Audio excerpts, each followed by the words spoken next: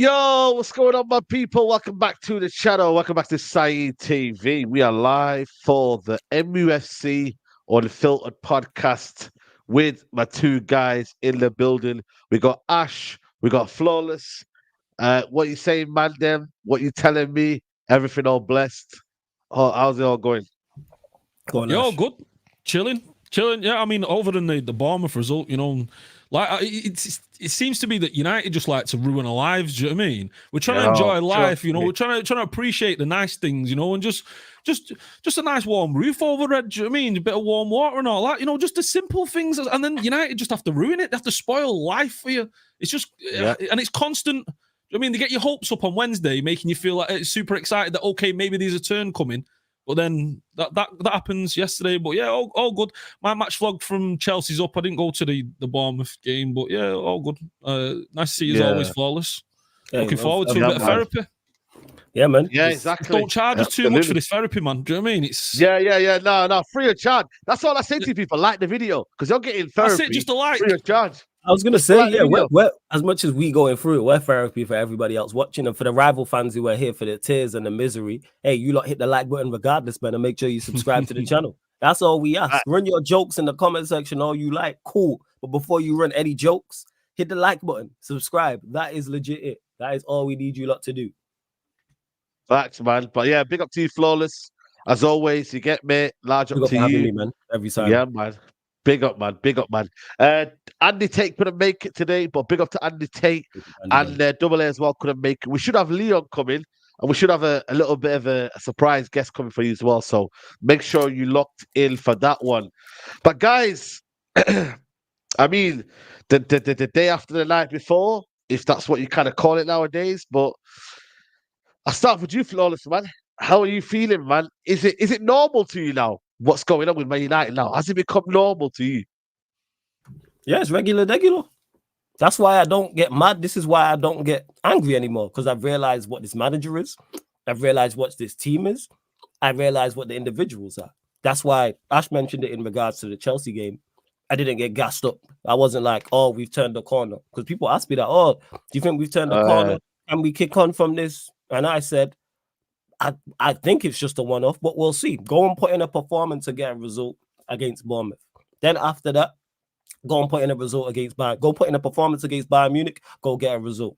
Same against Liverpool as well. And look what they do at the first game. Few days later, put in a performance. And the crazy part is, it was actually one of our better performances. Even though we got beat 3-0, that's how low the bar is. Because we had enough of the ball. We had enough of the ball in the right areas. I believe it was 47 touches in the opposition area.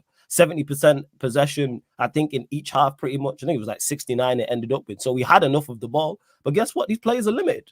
And we know that. This is why I've been on here, been on critical, same as you, Saeed, Ash, everyone else has that been on the show. And then people will have the cheek to be in the comment section and say, why are you being so critical of the players? Why are you being so critical of the manager? Look at the performances. If the players perform, guess what? I shut up and go, you know what? Props to them. Against Chelsea, I give them plaudits. They played well. Look how many chances we created. And we just shut up for one night. We shut up for one night. That's all we did. Yeah. We just shut up for one night. You say that though. We showed up. How many chances did Chelsea have? Chelsea could have easily scored 2 or 3 in that game. Do you know what I mean? They could have. That Onana chance where he comes out, there was a few. What I'm talking about, so I know we poor defensively. I know that our 3 best defensive players are missing in Casemiro, Martinez, and Varane. It's not a surprise. I'm talking more so about going forward, because I've never seen us create so many chances. I always say my biggest criticism, or main criticism, I should say, is after Manchester United game, we didn't take the chances we were trying to create. I go, you know what? We didn't take the chances we created. I go, first, because that's a good problem to have, because we don't create. And look what happened against Bournemouth. For all the possession we had, I don't remember one clear-cut chance. I remember us having one chance, and I go, you know what? Such and such should have took that. And that's on the attacking players. That's on your Brunos. That's on Anthony. That's on Højlund, Martial, Garnacho. I know these are not good enough for limited, boys. Yeah, 100%. 100%. My back. You know what? Yeah, you're back now. But now, you know what it is, yeah? I hear what you mean, Ash. I get what you mean. But you know what, yeah? I felt like we've chased We had more chances than Chelsea, so I let it slide. So even if you said that Chelsea had chances, we should have won 8-2 or 7-2 or 7-3. But that day specifically, I wasn't negative. I was like, you know what? I'm not getting too gassed like flawless, but I'm not going to say United didn't deserve that win because we deserved to beat Chelsea. But when that Chelsea fan TV asked me, remember when he tried to absolutely. He was like, are you now Ten Hag in or are you backing the manager? I said, whoa. Slow down, buddy. I ain't getting gassed by that because Chelsea. Whoa. Yeah, exactly. I was like, chill, bro, chill. I ain't getting gassed over one victory and one isolated performance because what happens with this team, when we need to raise it up, they'll pull out one performance and then get back into their comfortable shells. You know what? We're okay now. It's okay. We don't need to perform next game. It's all right. You know, Bournemouth, we should win. We have to win. And you know what? We'll show a bit of quality. And no, you lot don't know how to play football. The manager, again, clueless. I'm sorry. But the tactics in that game, bro, I can't remember one shot apart from Maguire header, which the keeper was always going to tip over the bar, by the way. Yeah. And then the McTominay block shot. That was it. That's the craziest part, Saeed. And we had 20 shots. That's the crazy part. You're saying that you don't remember chances. You don't remember any shots. I'm saying I don't remember. We had 20 shots against Bournemouth. We had 20 shots. 20 shots. Oh, exactly. I don't remember any 20 shots. Exactly. Yeah, I don't remember any. Do you know what I mean? Nothing clear cut. My point. I don't remember the goalkeeper having to make saves. Do you remember the goalkeeper having to make a difficult save? You know why? Because we had 20 shots and we had 3 on target. That's why. Do you know what I mean? That's why you don't remember any of the keepers making any saves. We only had 3 on targets in 90 minutes. So you can't even hit us with we didn't have enough of the ball. And that just goes to show even more so how just limited these players are. And this comes back to why I'm critical. Never mind the goals we conceded. We'll get to that. Because there are 2 players who were supposed to be the glue. You know what I'm saying, of this team. That's what I heard. You know what? I was all right with Garnacho's performance. I thought Garnacho was all right. Anthony, you can see he's trying, but he's just not got. He's not of that elite caliber. Yeah.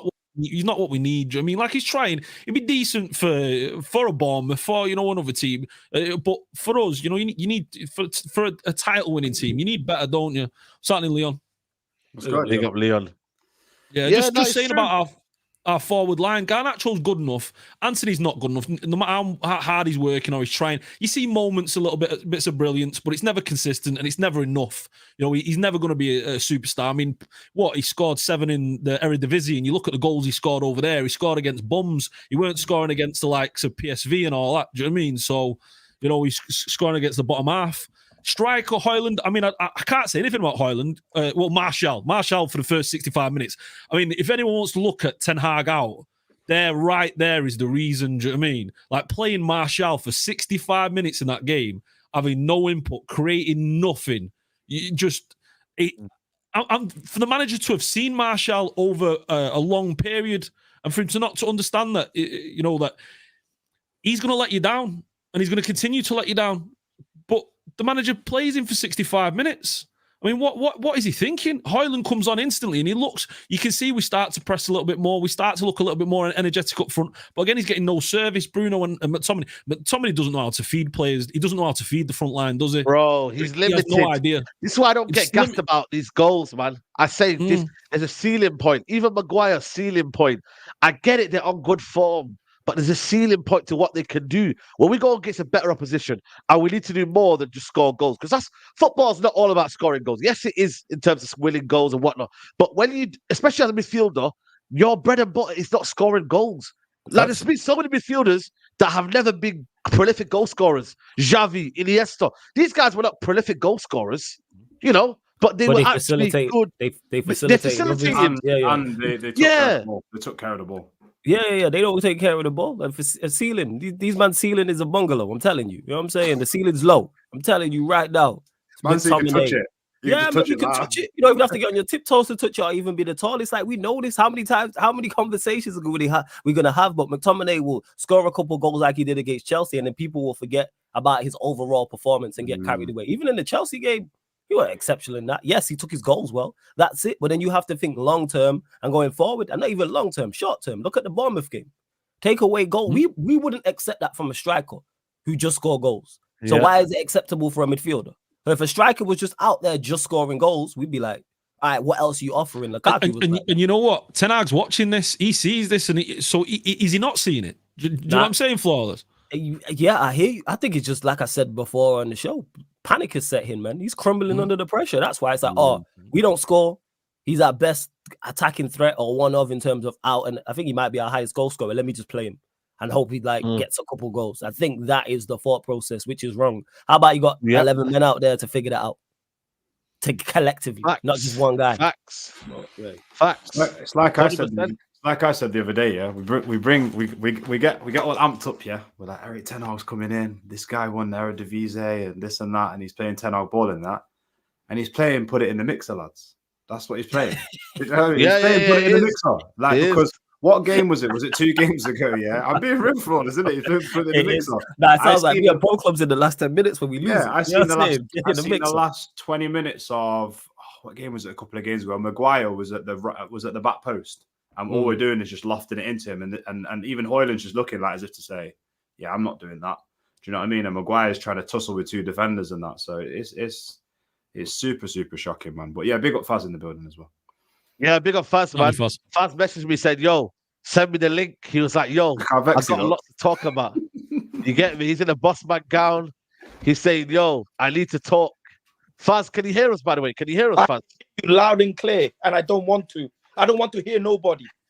I don't want to have a conversation. Don't ask me no fucking questions. I don't want to have a fucking conversation. I want this guy gone. Get him gone. Get him fucking gone, mate. Get him gone. Chelsea are the most decorated club for 1 decade, yeah?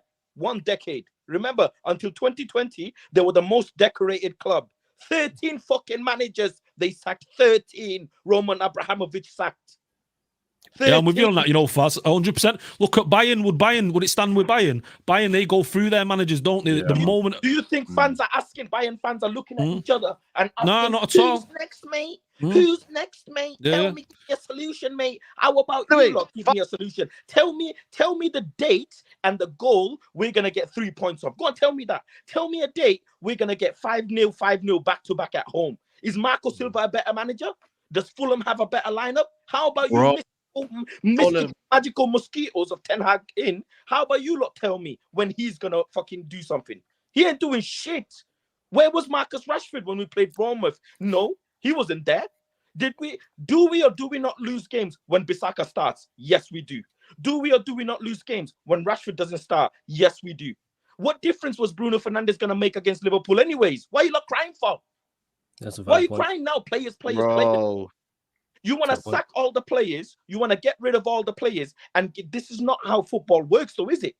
It's not like a car that you just change the brake and the clutch and he's just going to drive normal. It's not like that. He has to coach. Name me one player that he's made better. Since he's joined. This super coach of yours. Tell me who he's made better. One signing that's gone up in value. Who's gone up in value? It's our own players from Carrington who's gone up in value. That's carried him. Name me one player. This is a load of bollocks. This is. Everything because he was free. People say Aaron Wan-Bissaka. Aaron Wan-Bissaka's improved. You're telling me Aaron Wan-Bissaka's gone from 50 million to 70 million now? Is he 70 million? Is Bissaka 60 million? No. Is Bissaka worth 60 million? So how is he improved him? How is he fucking improved him? It's a load of shit, this is. I nearly cried, in the stadium. On my mother's life, I nearly cried in the stadium. It was that bad. Bro, Leslie left. Big up to Leslie. She left, man. She never leaves. She never leaves. Yesterday was the real empty Old Trafford. That was the real fucking empty Old Trafford. There was no Glazer chance. There was no Glazer banners. Did you not see any Glazer? Did you see Glazer banners? Full sale only. Full sale only. Where the banners gone now? We want total football only. That's the banners we need to see. Football. Ange Postecoglou and Newcastle both got fucking injuries. Look at what them man are doing. We credit our manager for saying he's the same points as Ange Postecoglou, who used to manage a club with no disrespect called Zebras. Melbourne City, Australia under 17. That's the type of clubs teams he used to manage. And they probably give us the game right about this moment. But go on, carry on. Jesus, for real. Well, tell me if I'm lying. People are excited for Casemiro to come back. What, for more football? Am I lying? No, they don't deserve Casemiro, by the way, because I'm putting a note down of all the people who slandered Casemiro, and now, Casemiro's going to save us. Before you said game out the team, and Man United will fix up. I haven't forgot. I have to keep the receipts. No, I'm being serious, Leon. These man said, No, Saeed. I remember they said Luke Shaw was going to save us as well. Yeah, we always need it because we always need a savior. That's why, man. God. It's like it's a Marvel universe, man. There's always someone coming back to save us. How about the manager's not good enough? I agree with. Also, the players are not good enough. We know this. How come, the team can create goals for midfielders but can't create goals for a striker? Make it make sense. Yeah, that's Wout Weghorst and Rasmus Højlund together haven't scored a goal in 29 Premier League games. Let that fucking sink in. 29. You are telling me that as a football manager, Dallo, man. Your boy Dallo. Uncomfortable conversations. Your boy Dallo. No. Square it. No problem. But I hear you. When Dallo squared the ball to Rasmus Højlund and he missed. Yeah, he did. Brighton game. He missed the open net. I can say it. Yeah. But if it's one opportunity, how come we as a team can't create 2, 3, 4? We didn't even hit the crossbar. We didn't even hit the crossbar. Facts. Bro, I hear you. Bro. Yeah, go on. Okay. We don't cross the ball, so why don't you teach the team? Teach them. In the school, Saeed, you've worked in a school. When teachers can't get results out of students, do you evaporate the students? No. You got to keep going. Keep persistent. Yeah. Keep persistent. That's your job. Keep persistent. We got a bunch of special need players, and we need a special need manager. That's what we need. We got special needs kids in our team who can't cross, who can't. That's crazy. Am I fucking lying? You need the disclaimer banner. You know what I'm saying? It's like, what the hell is going on? What is this? Bro, that's wild. Now get rid of the place. When Bruno doesn't play next Liverpool game, they will say, Bruno didn't play. We've got the number one chance creator in the league who can't create a chance for the striker. Yeah, because this whole you said it there, the number one chance creator in the league who can't create a chance for the striker, because this chance creation stat, this is rubbish, man. And it shows. Watch us. How many chances do you create? I'm saying we have the number one chance creator and we can't create.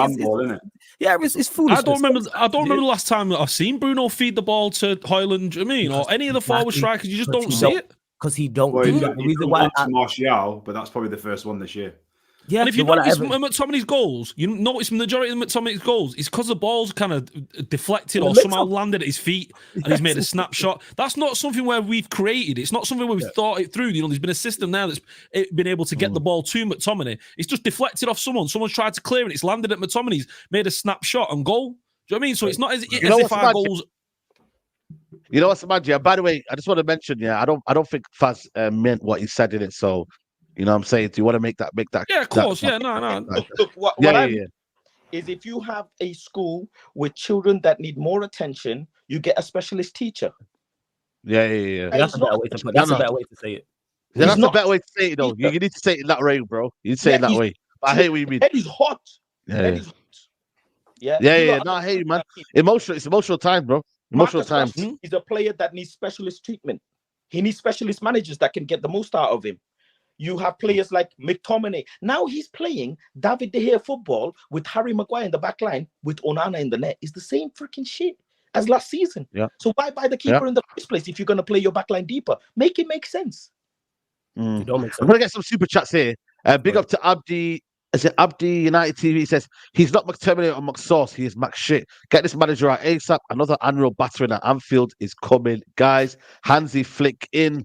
Right. Big up to you. Says, is it Bally on the Big Six tomorrow night? If I can find one in Stockport, yeah. But I don't know if they've got some in Stockport. I might have to go back to Russia, Moss side, because you know what I mean. It's one of them where it's stereotypical. You know what I mean. They might sell it over in Russia, Moss side, but not in Stockport. Maurice says, GM from Melbourne, Saeed, and the panel. I moved into my house this weekend. Watched my team get slapped on my new TV. Eric Ten Hag out. I'm tired of the club broke. Now that's wild, you know. Imagine that. Your housewarming, yeah, and you got guests around, and you have to watch that your first game. Nah, that's crazy. Sorry Maurice, to hear about that. Yeah, man. Congrats on the new house, though. That's what I will say. Yeah, that's what you won this weekend, didn't it? United lost. You did. You won this weekend. You won. 100%. Nah, for real, you won. Donny Fit says we win. Ten Hag is back. We lose structure. Glazers players not good enough, but Ten Hag in. You know what? Yeah, let me put that question to Ash. Yeah, I'm confused in it because I feel like yesterday we were talking about structure and all that. Yeah, is it down to structure why Ten Hag is failing? Like, I get it. It's a part of it, but is it the whole part of it? Let's be honest, man. Like, I feel like we're using that word too much, and we're not understanding the failings of the manager and what he's doing and how we're playing and. Teams coming up to like how many records he's breaking at with us. Saeed, if it was structure, he'd be able to change it. A good manager will be able to change the structure to get the best out of the players. He's continuing to persist with this deep line six with Amrabat, and you look at the back four, and the idea that Luke Shaw is going to start as left centre-back when you consider that Harry Maguire's played a big chunk of his career at left centre-back, why he can't be moved over to that left centre-back spot, which then allows Shaw to play at left-back and put Varane in that right centre-back spot. Instead, we're playing with Reguilon, Shaw and Maguire. Do you know what I mean? Like, what is that back line? That back line is horrendous. That's not a top 10 back line. You know, Reguilon, Spurs didn't want him. You know, and we're making him our starting left back. It's mental. You know, Delow's just not good enough. Whenever he gets into the final third, you look at the majority of games that Delow plays, it's consistently taking more shots than the majority of players around him. So he's not thinking about the final third. I think it was the Sheffield game we played. He had the most shots. There's been 2 or 3 games this season where he's had the most shots in games. Your right back is having the most shots in games. Do you know what I mean? He's not looking. There was a moment in the game against Bournemouth where he goes down the line, and instead of looking to cross it to Højlund, he takes that shot done in near post and it goes wide. It was a bad decision, and he's continually been like that throughout his career, and it's not getting any better. So the idea that Delow's going to be the answer, I mean, he shipped off a left back in Alvaro Fernandez, who's been performing great over in the Liga, who could have replaced Reguilon. The midfield, he's continuing to play with McTominay, where McTominay is a midfielder. He's not a midfielder. You can say he's a second striker, yeah, but he's not a midfielder. He doesn't get involved in the midfield play. He doesn't get involved in the interlink, the passing, any kind of phases of play where you're moving the ball into the final third. He doesn't get involved. He's just waiting for the ball to land at his feet in the box so that he can get himself another game next week or the week after. Do you know what I mean? He's just not good enough. Anthony is Ten Hag's man. Ten Hag saw him on the training ground. He saw him week in, week out for Ajax, and he deemed this guy good enough to be playing for Manchester United in the Premier League. Like, if that wasn't a warning sign, I don't know what is. So, and the fact that he's looking at Maguire, Shaw, whoever over the likes of Casemiro, Varane, he's picking the weak players, the poor players to continue on. It shows that he himself can't handle these big players. He couldn't handle Ronaldo. He's not been able to. How does a manager have problems with Varane? It's Raphael Varane. He's one of the nicest guys. He's one of the most hard workers. Okay, his fitness levels aren't at it where it should be. But the fact is, he's been one of our best defenders in the past 18 months. There's no denying that. I mean, when you're thinking who's been our best defender, you're probably saying Lisandro Martinez. But next to it, definitely Varane. And so the idea that Lindelof, Shaw, Maguire get game time ahead of him, I mean, what does that say about the manager?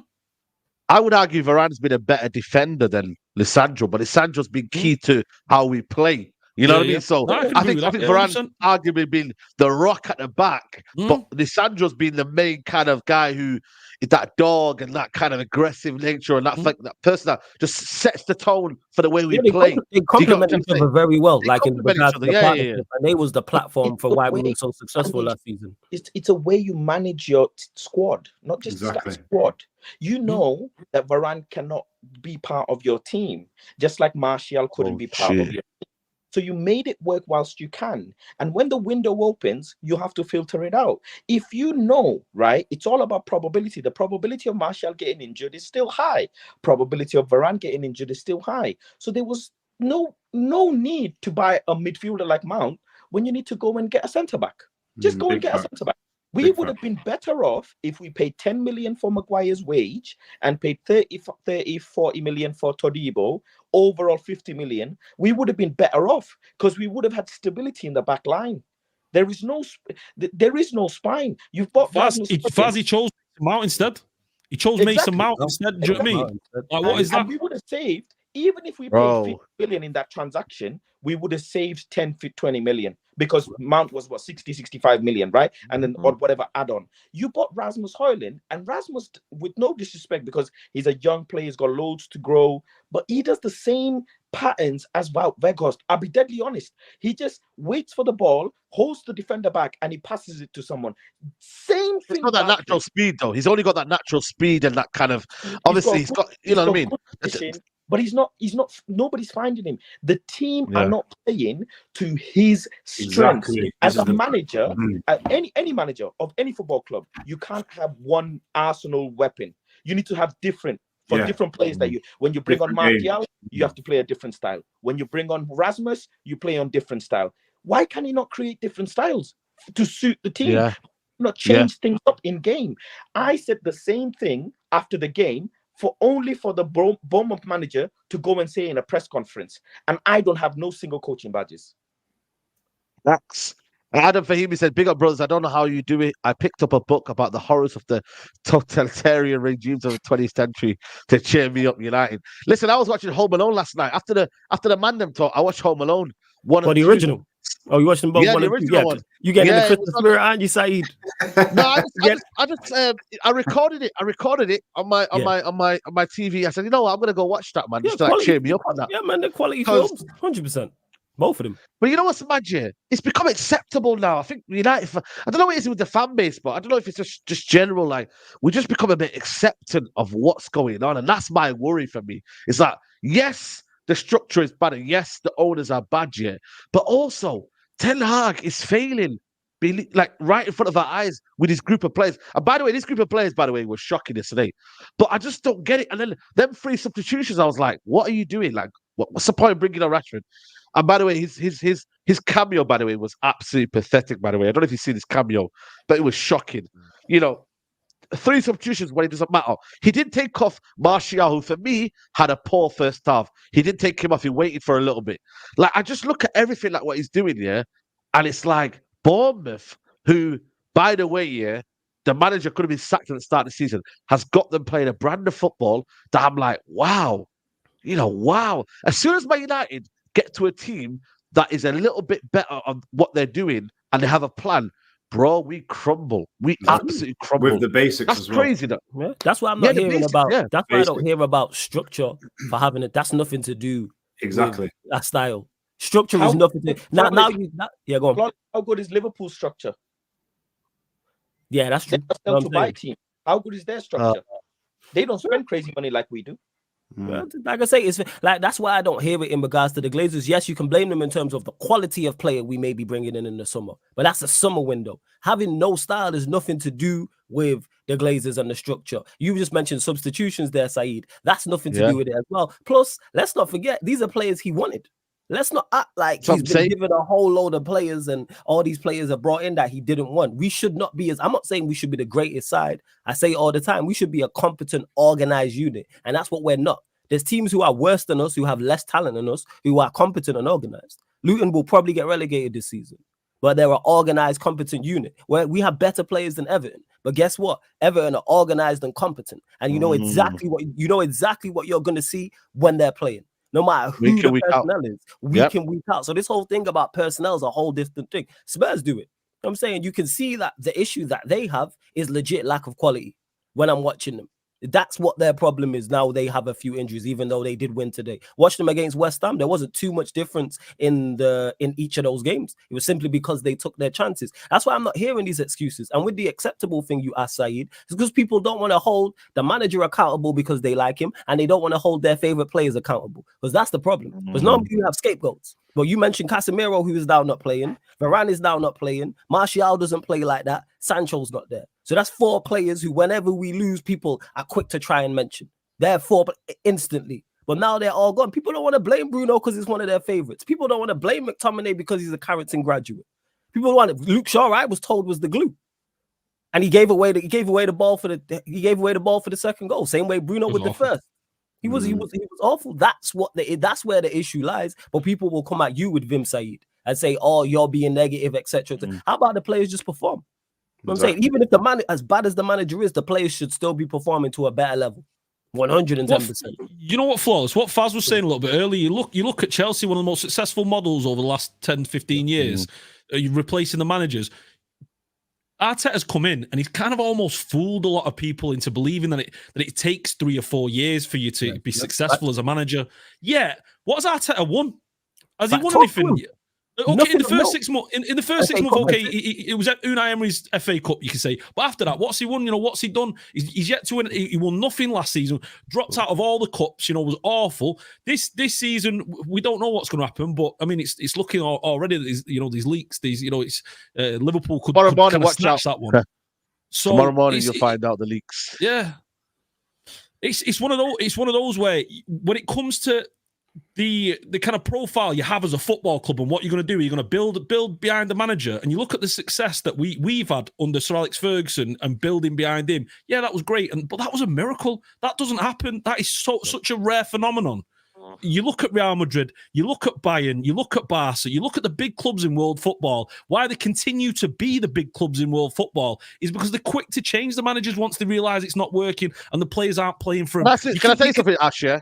The best clubs in the world, I'm just giving you an example. I'm not saying it's right or wrong, by the way. Real Madrid have sacked more managers than Man United and still been successful. Bayern Munich, I think, another one. I think, what do you call it? Juventus apparently are in there as well. These Chelsea, big clubs have sacked. Chelsea, another one example. Like, that's what I'm saying, like, and people think like we're going to have another Fergie. Another Fergie's not going to come around. Never going to happen. Yeah. Once in a generation. Once in a generation, man. There's only one Fergie. Where's the Fergie in the Spanish league? Where's the Fergie in the Italian league? There's the Portuguese league. They don't exist. This man doesn't exist. These men don't exist that need 3-4 years to get the teams aligned. One of the things that also it brings this accountability. Like what Chelsea players can't do, or what Chelsea players couldn't do under Abramovich would kind of like hope that at some point it's going to get better. They knew they were on the chopping block. If they weren't performing, they knew what their owner was like. Their owner was getting them out. So it gave players accountability. It made them have to step up. And what do you want running through your club? Do you want this idea that, it's okay, if you don't perform this season, then there's always next season or the season after for you to perform? Or do you want that mentality of, if you're not doing it now, you're out? We need someone better. We need someone performing, and we need them performing right now. And if you can't perform right now, we're going to replace you. It's not good enough. And that's you've seen it with City. You've seen why City is successful. That's what it should be. Because even to someone who said the comment before and was like, if we sack another manager, then we're going to be here in 18 months. It's the same thing over because the players are bad. I agree the players are bad. But who's giving the players when people say, player power, who's playing the players? Who's picking the players in the lineup? We have to hold the manager accountable for that, because last season he switched it up. Our spine was different for the first time because Varane, was playing very well. Martinez was new, Casemiro was new, Eriksen was new. They was the backbone. Maguire was out. Maguire was shunned out, and now he's playing every week. All of a sudden, we brought in better players. These players are currently not good enough. 110% agree without that. But this whole thing of we should stick with the manager. He made Bruno captain. He's put his arm around Rashford. He spent 400 million, Flawless. He spent 400 million. He's been given the money. And people are talking to me about the players. 400 M. Don't forget, Arteta didn't get that money as well in his first 2 seasons, in his first 2 windows. He didn't spend that much. He didn't. Klopp also did. Well, that's the thing. As well, yeah. Go on, Leon. I was going to say, that's the thing as well. Ash obviously made the point about that, what of Arsenal won and stuff like that. Fair enough. But if you take all of that out of it, at least they're playing better football. At least their fans could have seen something from the manager and they played a little Leon, bit better. you say that though, but Bournemouth are playing better football. Spurs are playing better football. Do you know what I mean? It's not taken long. We've got nothing to hang on to with this manager. We haven't we've got nothing. That's the bare bones. That's the bare bones. The thing is, I want to shout out Flawless as well, because that analogy, I've been holding myself back from laughing too much, man. The Thanos thing, Ten Hag is moving like Thanos. He just snapped his fingers and all the good players don't play. And no one else. You know what I'm saying?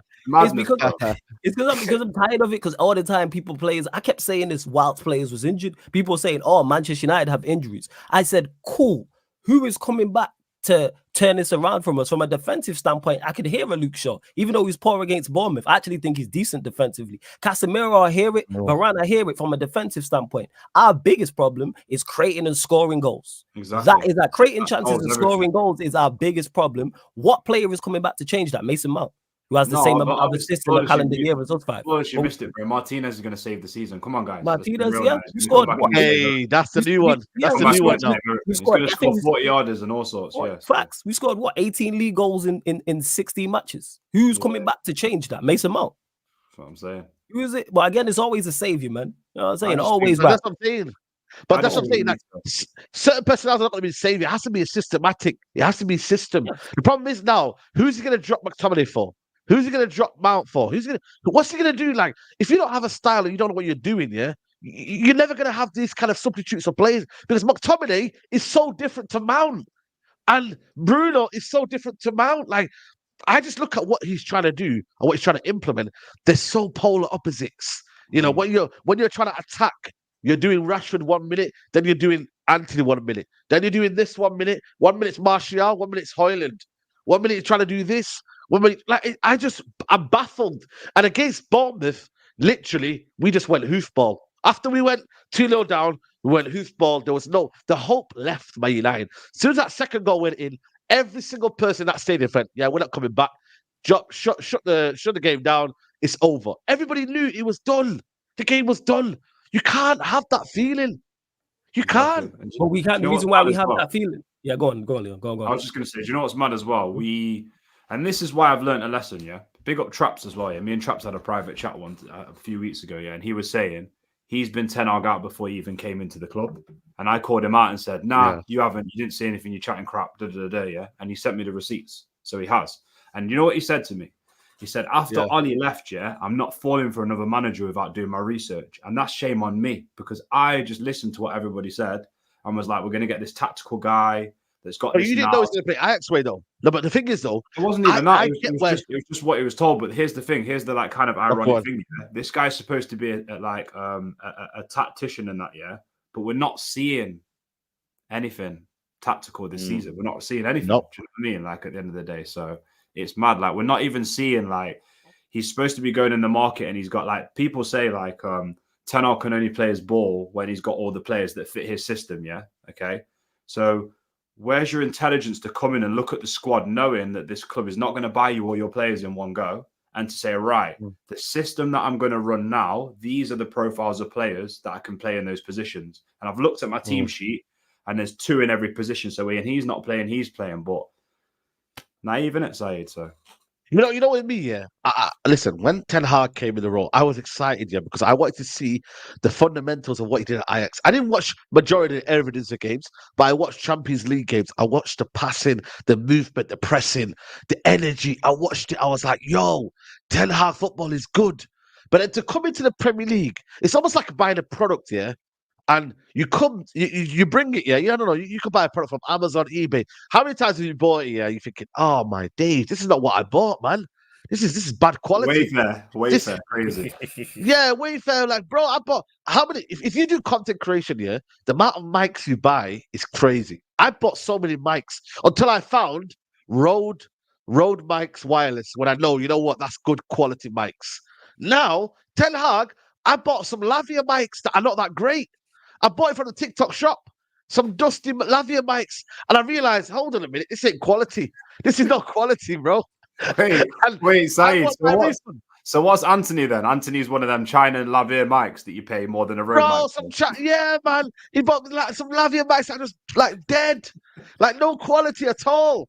And I'm just like, bro, I want my receipt and I want it gone. No disrespect to Ten Hag, but I want to end this process now. For me, I've seen enough. 18 months we've been here. It's not getting any better. And now that the teams, you know what's mad, yeah? I wanted to give credit to Ten Hag for finishing 3rd last season. But I said to myself, you know what? Let me just look at it now. When everyone's back to their square one, yeah, and teams are getting better, you can't really look back to that 3rd position anymore. Because now, when everyone's back to square one, it's like, bro, we're nowhere near teams now in terms of football ability, in terms of style, in terms of like legacy, sustainability, everything. When you add it all up together, Ten Hag against the top 9 as well, we can't match teams. Look at the record. I mean, Faz broke it down, the record. You know, the record is mad. Yeah, speaking of record, Saeed, speaking of record, here's some of our defeats against under Ten Hag, yeah?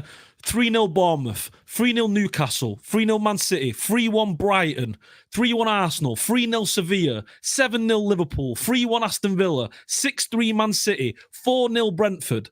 You hearing this? It's Manchester United, do you know what I mean? We're having teams come to Old Trafford and dominate and put in 3 or 4. It's madness. No, don't say that, Ash. Don't say that because it's okay. Because Sir Alex Ferguson's first 3 years, he didn't do that well, did he? Yeah, the process. Part of the process. Wait. I forgot. We got to wait 3 years to kind of say anything about him. Like, 4 years. As if Sir Alex Ferguson didn't win the European Cup, and the exactly. European Cup with Celtic. Like, he wasn't an established manager, was he? When he had credit in the bank, and it was also the 80s people. You know what I'm saying? Times change. You know what I'm saying? Times change, people. This is not 80s. This is not 1980s. Right? Come on, man. What are we doing here? Like, this is 2020. Ten Hag's still got credit in the bank. No. I said for me, Ferguson had credit in the bank. That's Alex Ferguson got credit in the bank. But what we're going on like this manager is like the all MB for us. This is what I'm trying to get. Like, it's not for me. My personal opinion. Ten Hag is not the all MB at Man United. I'm sorry, guys. We can get better.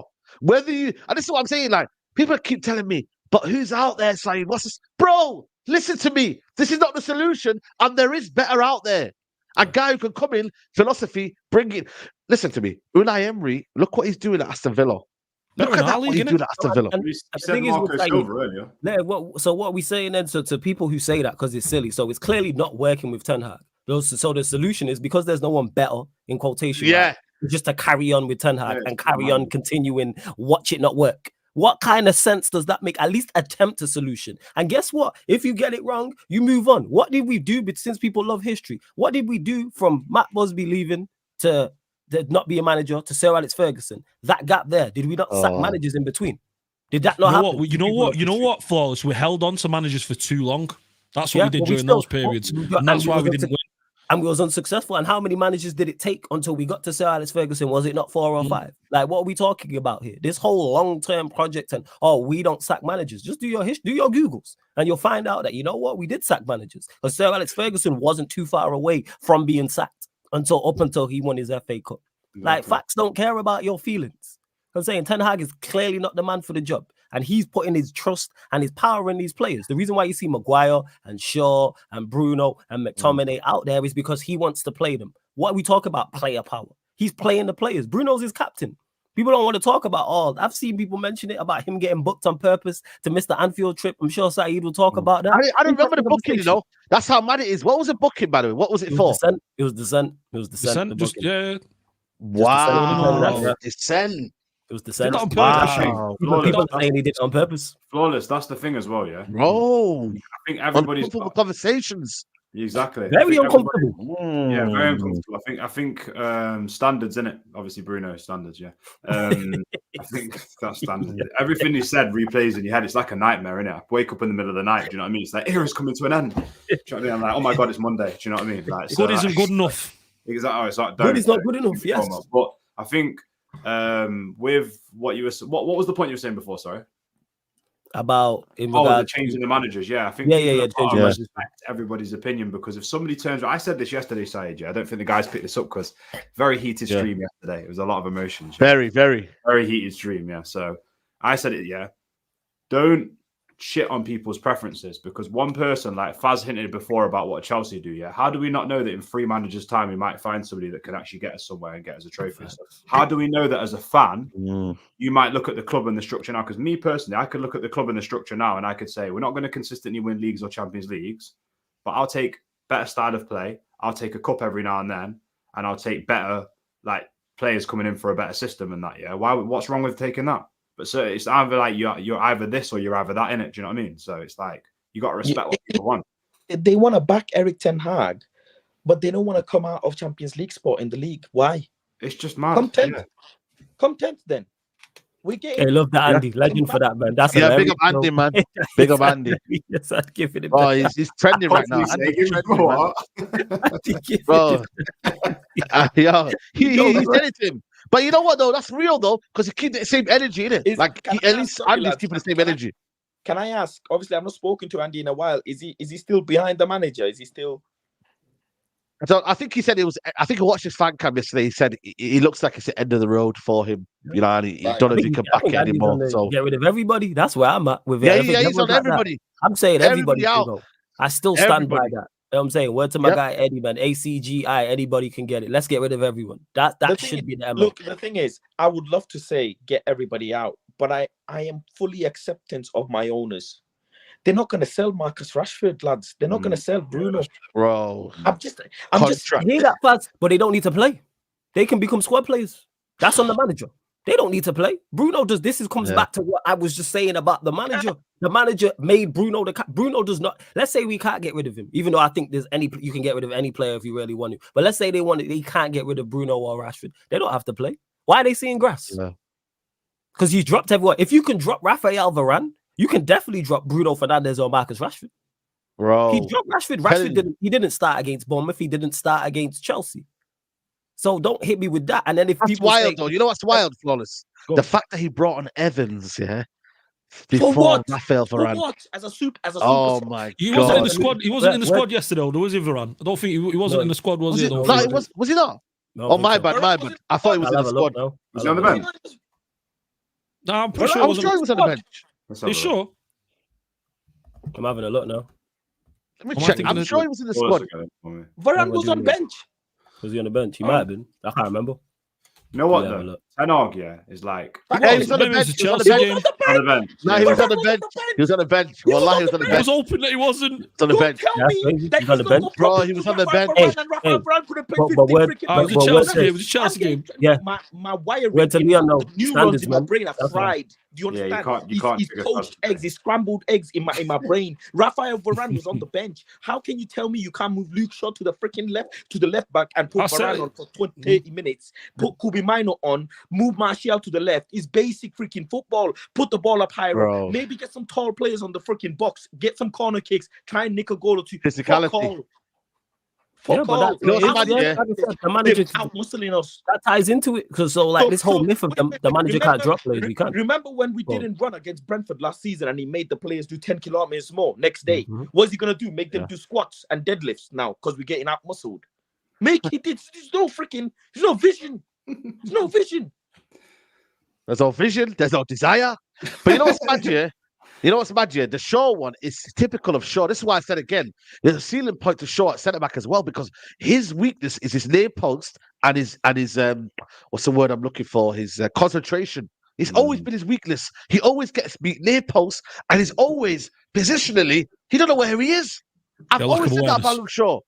You know, it'd be crazy. To me, there's a ceiling point. Yeah, you know, it'd be crazy about that. Maybe if he had someone who's quality and experience next to him, he'd probably do better playing centre back, like we see last season. But don't forget, Harry Maguire got away with one yesterday. If the fourth goal stood, I know. Yeah, Amrabat on his own again in that midfield. I thought Amrabat didn't have a bad game, to be honest with you. He did all right, actually. He did all right in that midfield. Again, another player that doesn't like getting pressed. Casemiro doesn't like getting pressed. Amrabat doesn't like getting pressed. They say, and I'm not. It's you can say something that a player can't do doesn't mean you dislike the player. It's just, you know what, though, Faz? You know what, Faz? The reason why he doesn't like getting pressed because Ten Hag's not set up the structure and the players aren't coming to offering options. So he's got no options when he is getting pressed. Do you know what I mean? He's got nothing around him. Let me tell you this. McTominay's in the box, isn't he? Trying to score goals. Right. So let me tell you this. Yeah. You've seen the Bournemouth away from home are marking Onana and instantly Amrabat became a trigger. He was the trigger for them, right? Notice. You've seen this on the sideline whilst you've got your hands in your pocket. And you've witnessed Amrabat go backwards to Onana to Luke Shaw. You're struggling to get the ball forward. You tell one of your midfielders, lad, go behind instead of going up and help him receive the ball and be that extra man in case he loses it, in case he needs you. Just sit back a bit. Maybe they change their style. Maybe they change once we make that move. It's like a chess. I make a move, you make a move. Similar to Chelsea, what Graham Potter did when he brought Kovacic on in the second half against us. You move one thing and they move one thing. He doesn't do it. He keeps his hands in his pockets and he waits and he waits and he waits. It's the players are drowning, and I'm not players in, but the players themselves are drowning because they're not being supported, and you're watching this from the sideline. You are the one in charge. That is true. Yeah, the players are not being helped, but when the manager is not helping you, that's when you need to also help yourself. And the basics that these players are not doing is unforgivable. Like McTominay, for example, we've watched him time and time again hide. We've watched him. You know what I'm saying? Where we'll play 90 minutes and Onana's completed more passes and had more touches. How was that happen playing central midfield? That's nothing on. It's on the manager to. That's nothing. The manager is to blame for him playing, but that's not on the manager for him hiding. what I'm saying? That's on Scott McTominay. That's also on Scott his McTominay, yeah, 100%. Yeah, like, but then he'll still keep him on because he might get a goal. Yeah, like not tracking back. Might get a goal. Like not tracking back, not closing down and things of that nature. That's from everybody, no player in particular. That's on you as an individual. Like that's nothing to do with the manager, not marking a man, not being organized. These are basics. We're not asking for anything exceptional. We're asking for things that we'd see on a Sunday league pitch. We've all played football here. This is basics. So let me ask you this then, and Leon can answer this as well. What's one player in our midfield front line, apart from McTominay, that can win the ball in the air? From our midfield onwards, who can win the ball in the air? Garnacho? Can Garnacho? Oh, you're talking about you're talking about the forward line, you're talking about the midfield, you're talking about the wingers or strikers. The forward players who go forward, McTominay excluded. Oh yeah, it's Hoyland, but then Hoyland's not good in the air as well. He's not good in the air, man. But then again, that times into don't put the ball in the air. Then we don't need to be putting it on the ground. So why is Onana pinging the ball up? Because sometimes there's another thing. Sometimes, because I've said this when I'm watching games to Onana. There's nothing on. Sometimes you go long because what you do, it's not about losing out on the first header. Win the second ball, and then even if you lose it, you're away from the goal. Because even to that point, who's good in Arsenal? Who's good in the air in Arsenal's front line? Who? There isn't any. Who's great in the air in City's front line? Default is Hoof it long, which is my who's great in the air in City's front line? That's not the way the game goes. You know what I'm saying? That's not the way the game goes. It's not about the ball being in the air. It's our inability to play out from the back. Yeah, exactly. That's the problem. Or even in midfield. But in that case, wouldn't it make sense to pack out your midfield and play 3 defenders, maybe? Yeah, but you're asking again. Throw your ethos out the window. But you're asking the manager to make sensible decisions, and he's not going to do that because he's cooked. Word to Rhino, he's dinnered. It's over. He's panicking. That's why you're asking him to make obvious decisions, Faz, and you're not wrong for that. You're asking him to make sensible decisions, but he's not going to. It's a wrap. Show's over. He's not going to do that. It's a wrap. Big up to what you call it? Knowledge. Big up to Knowledge says, Saeed, I called my dad and asked him if he saw his side lose 3-0 to Bournemouth. He said the only side me there fan me body. Eric Ten Hag broke that, man. Yo, Flawless, can you translate that for us? He's saying he's Mr. Word. He's saying the only pain beside where is this side code? Ask him if we saw his side lose. So he's basically saying he's only got pain in his body. That's where he is. That's what he's saying. Okay. In patois. Yeah. He's saying he only got pain in his body. The only side we have pain in his body. That's what he's saying. A lot of people want us on camera to be positive about the manager, so they off camera can justify their positivity towards the manager. Let's be deadly honest. That's why people call people on camera or people on social media out that why are you not backing the manager? Back the manager. Me backing the manager isn't gonna make him play McTominay deeper and not leave Amrabat or Casemiro alone. Me backing the manager isn't gonna make him play Harry Maguire and Luke Shaw in the centre back and play the ball deeper. It ain't my backing that's gonna change that. No, that's facts. The majority of those fans, they wanted Maguire out, they wanted Shaw out, they wanted the rest out. Do you know what I mean? Yeah, this manager continually backs those players. So there's no win-win. Yeah, they say the Glazers should have stepped in and stopped the Mason Mount signing. Well, so the Glazers have spent the money on Mason Mount, getting rid of Fred as well. When it would have been useful this season. So what is he going to do? What is he going to do when a DOF and a CEO comes in and they look at his transfer targets? Because fans say, oh, he doesn't get his first targets. What are they going to do when the CEO and the DOF don't want to buy him the players that he wants? And that's that comes down to structure and where we're at, because it shouldn't be get me a name. That shouldn't be. It shouldn't be, all right, get me Mason Mount. For whatever reason, you wanted a player of profiles Mount. I mean, a player, the profile of Mount, I have no idea why. Zero right. He just be out there running around. Cool. So if you want someone who does up cardio, then all right, here's a list of players who just do up cardio in the midfield. Yeah, he just does up cardio, man. You know what I'm saying? That's legit. But you know what's mad, yeah? Big up to Donald. By the way, there's 1.5k in here, not even 500 likes. You might have moving like Ten Hag in a minute. Taking liberties, man. What we doing here?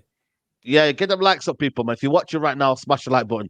Donald says, questionable silence, suspicious agent links, and important game management. And he picks stupid fights with players. Time to believe your own eyes. You know what's mad as well, yeah? Say now Jim Ratcliffe does come in and they decide to back him, yeah? But then I don't know. I don't know how much what they're looking for, what they want, and whatnot, bro. Like, I'm not here for these like guys that just run around. I want technical players. What technical player from Lisandro Martinez has he bought in? You know, people can say maybe Casemiro's a good example, but Eriksen. I put Eriksen in the mix. I think Eriksen. Eriksen in there. But apart from that, you know, I don't know if I can trust him.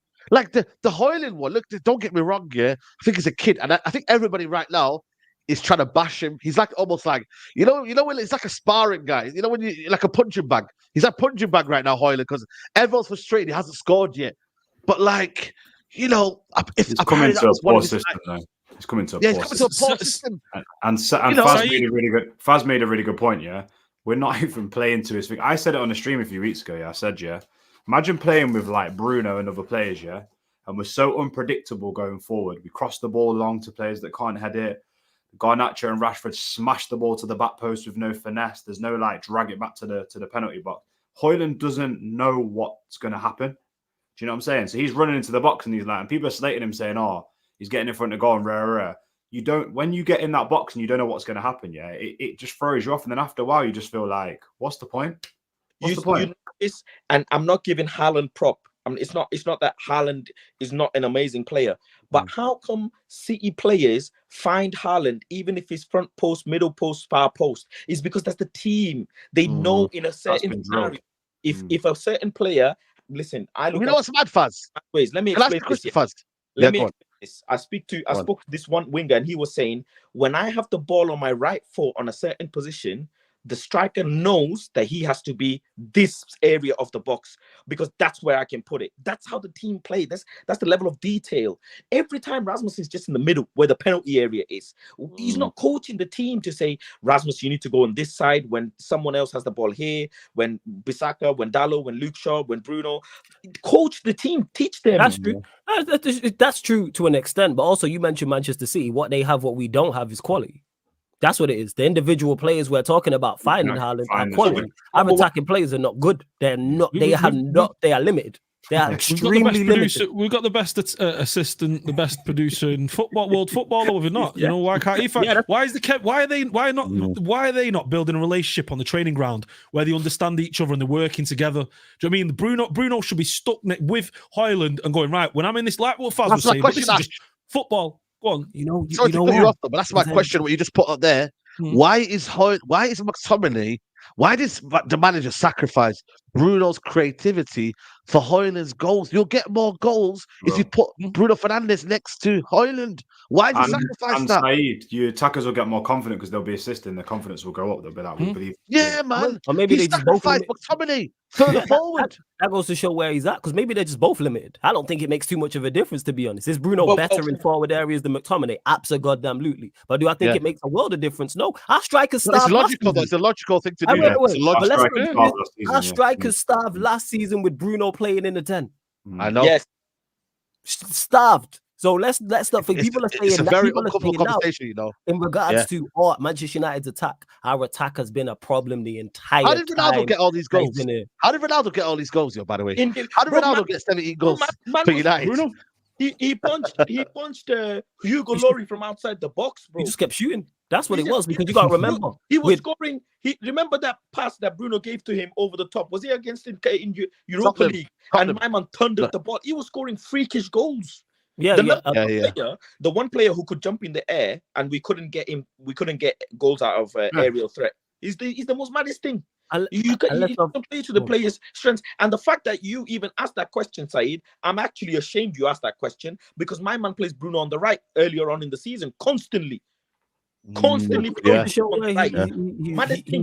Facundo Pelestri on the bench. At least the guy works hard.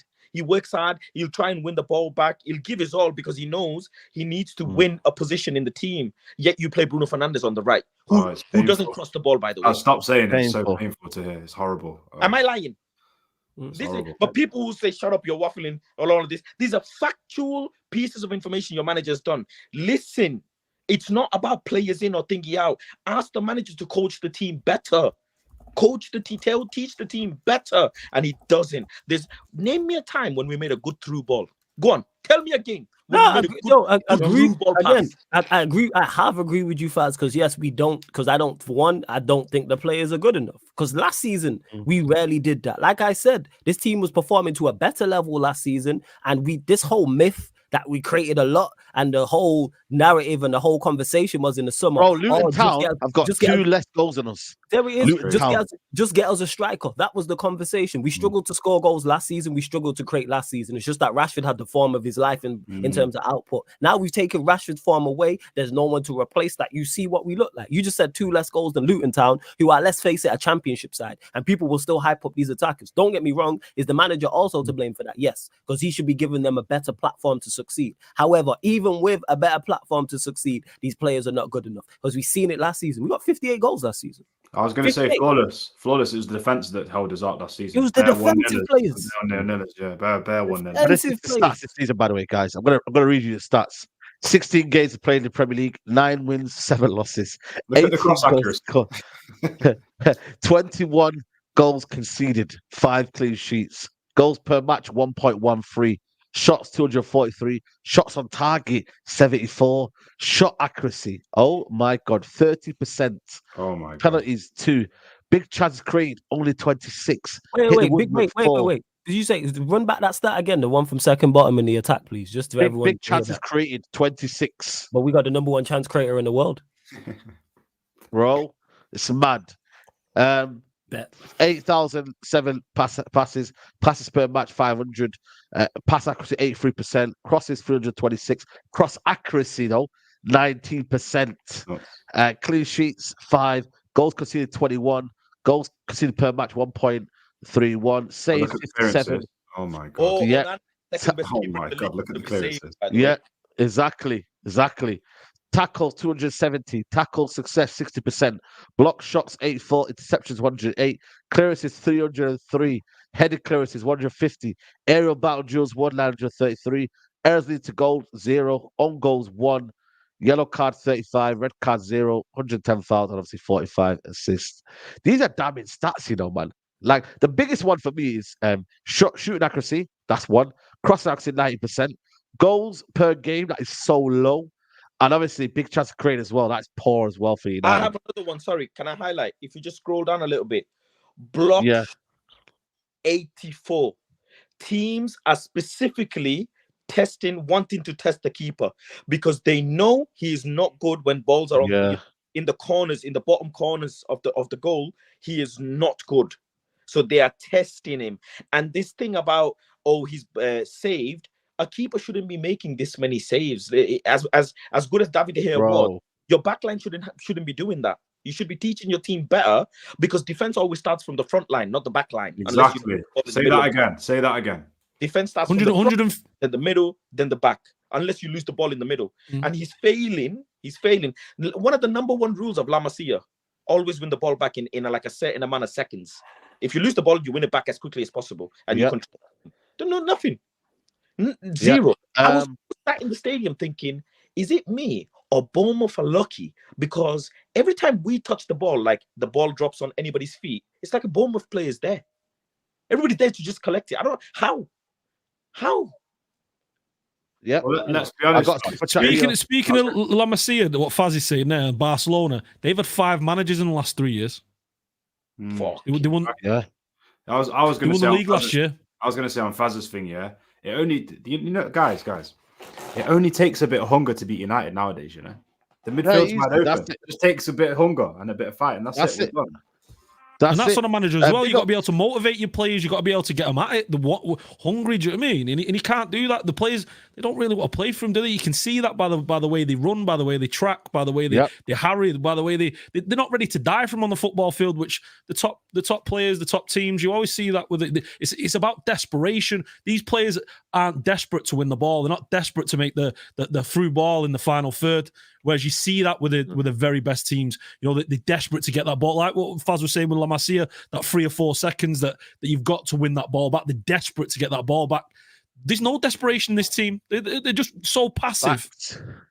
100%. Big up to knowledge says to the people who are Eric Ten Hag in and blame the players. Why aren't they upset with Eric Ten Hag playing the same players they claimed got all the managers sacked? Why aren't they questioning falling out with players? I think that's a big one as well. You make your own bed and you lie in it, innit? You know what I mean? Like, that's what I look at it nowadays. Like, Ten Hag, if them same players have been failing other managers, now why are we expecting these guys to hold us and get us somewhere that we're not? So that's what, yeah. Exactly. Let me add a point there then. So what we're saying is with Ten Hag is he's kind of talent identification's terrible because in the summer these players that he's now relying on, he wanted to get rid of. Yes, you know what I mean? So he wanted McTominay out and he wanted Maguire out. Yet all of a sudden now the mainstays for him. So that in itself shows that for him personally, he's not got that talent identification because those players that he's now come to rely upon, he wanted him gone. He didn't even want him here. Because even like I think it was like the Galatasaray game, must-win game away from home in the Champions League to like get through the group, and 4 or 5 of your signings are on the bench. How many games have we been in and your signings are on the bench? So you're not even dying in this war with your soldiers. You're not even going into the battle with your soldiers. That goes to show what he thinks of his signing, and it comes back to him panicking. At least play your players. If he was playing his players and we go out like this, because we know these are not good enough. We've seen it. We're all Manchester United fans here. How many more years do some of these players been in? 8, 9 years, 4 or 5 years, and there's still conversations about them. Hey, you know what? They're not good enough. And then people will then blame the players and say, well, these are the same players that got previous managers sacked. Well, he continues to play them. Make it make sense. Flawless. This is like 300 and you pick all the weak, man. You've only got 300 max. Yeah. You just pick it, all the weak. What are we doing here? What? Look at the goal scorers here. So McTominay's got 6 goals, 1 assist. Bruno's 5 goals, 5 assists. Rasmus Højlund 5 goals. Obviously, in the Champions League, 0 assists. Casemiro, who's not played in about a month, has got 4 goals, 1 assist. Alejandro's got 3 goals, 1 assist. Rashford's got 2 goals, 3 assists. Martial, 2 goals, 1 assist. Eriksen 1. And yeah, man, look at the goal scorers, man. This is bad, guys. Scott McTominay. I ain't gonna lie, that song's catchy, bro. That song is catchy. Yeah, the song's catchy. Yeah, the song's catchy, bro. Catchy. Bro, it is bad, this, man. Like, everything about United is just bad. It's just bad. Well, you know what the only did? You know what the crazy part is, though? Saeed, I bet if you pulled up the one from last season, at the top would be Marcus Rashford, and then the rest of them numbers would be similar. Wait, you know when you know what? Let me go bring that one up, you know. That's a good shout, you know. It looks like that. Wait on this one side. Go down and look. This proves our point. Exactly. Look at Bruno's minutes per goal. That just proves it. Look how many minutes he's played. Man's played. Oh, yeah.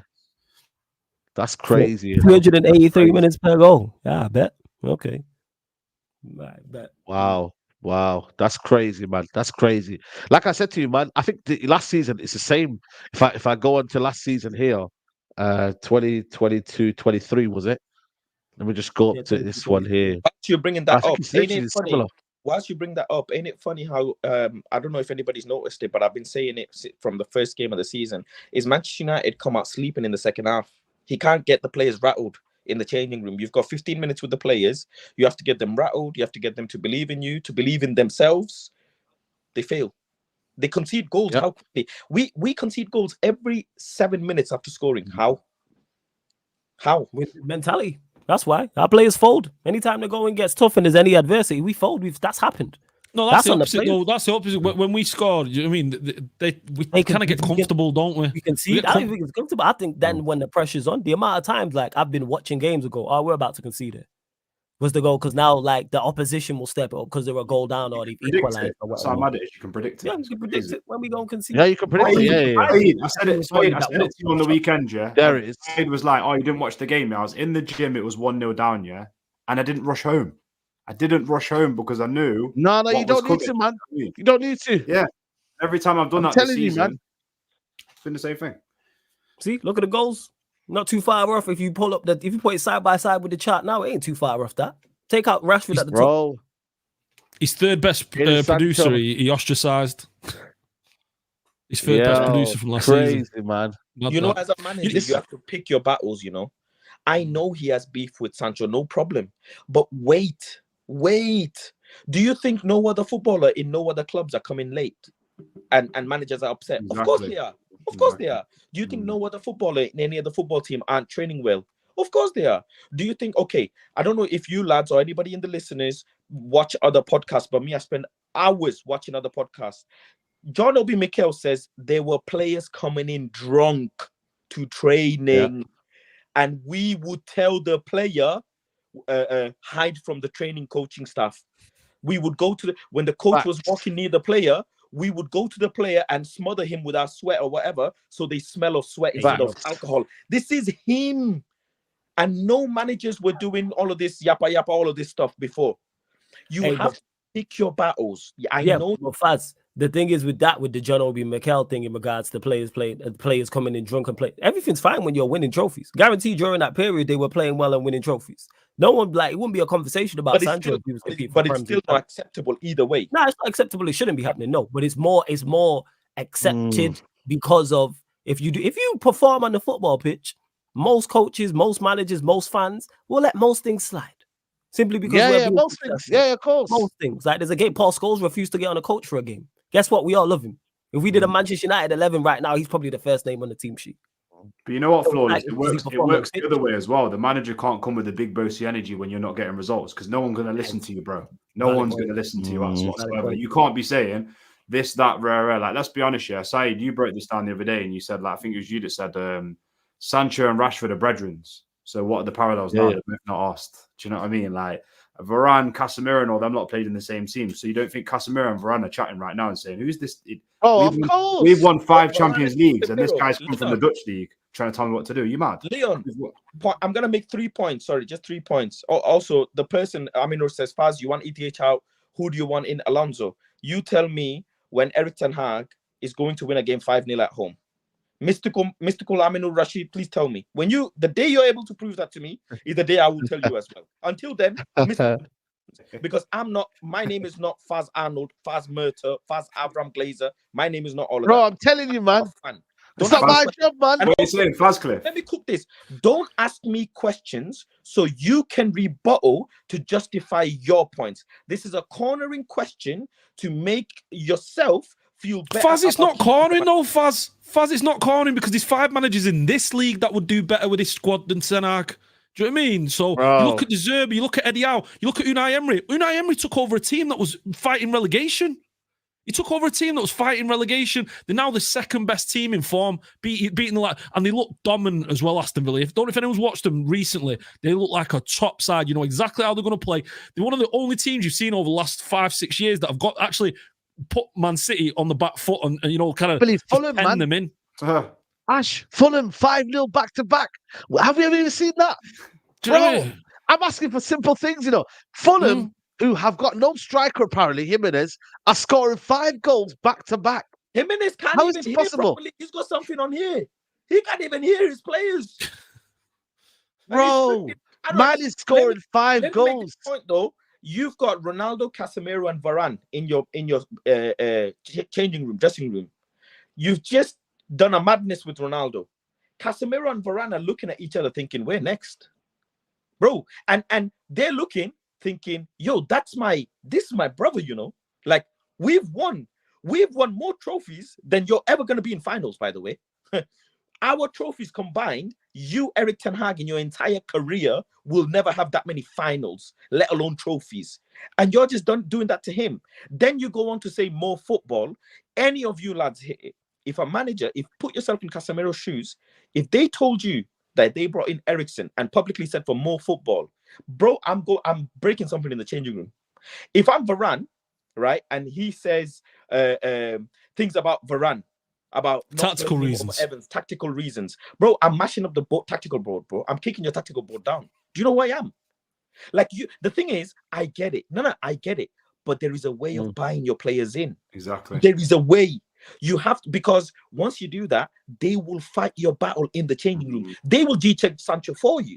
Exactly. They will G-check Rashford for you. They will G-check Bruno for you. Captaincy armband doesn't mean leadership, by the way. Real leaders don't need to wear captaincy armband. But the real in that changing room, the McTominay can learn an abundance of data from Casemiro. Amrabat can learn. Kubi Mino can learn. Martinez can learn an abundance from Varane. But now you've messed up relationships with them. Faz, you know what else? You know what, man? Yeah. You know what, man, can't underestimate as well. Yeah, obviously you don't know I'm in the boxing world and that. Yeah. Do you think that Casemiro and Varane are not looking what's going on with boxing in Saudi, and they're like, "There's massive bread over there. I can go chill playing first gear and a load of money." These man would just say, "You know what? I don't need this shit. I'm going to go and earn a load of money over there, and I'm just going to go chill out because this guy's just chatting shit."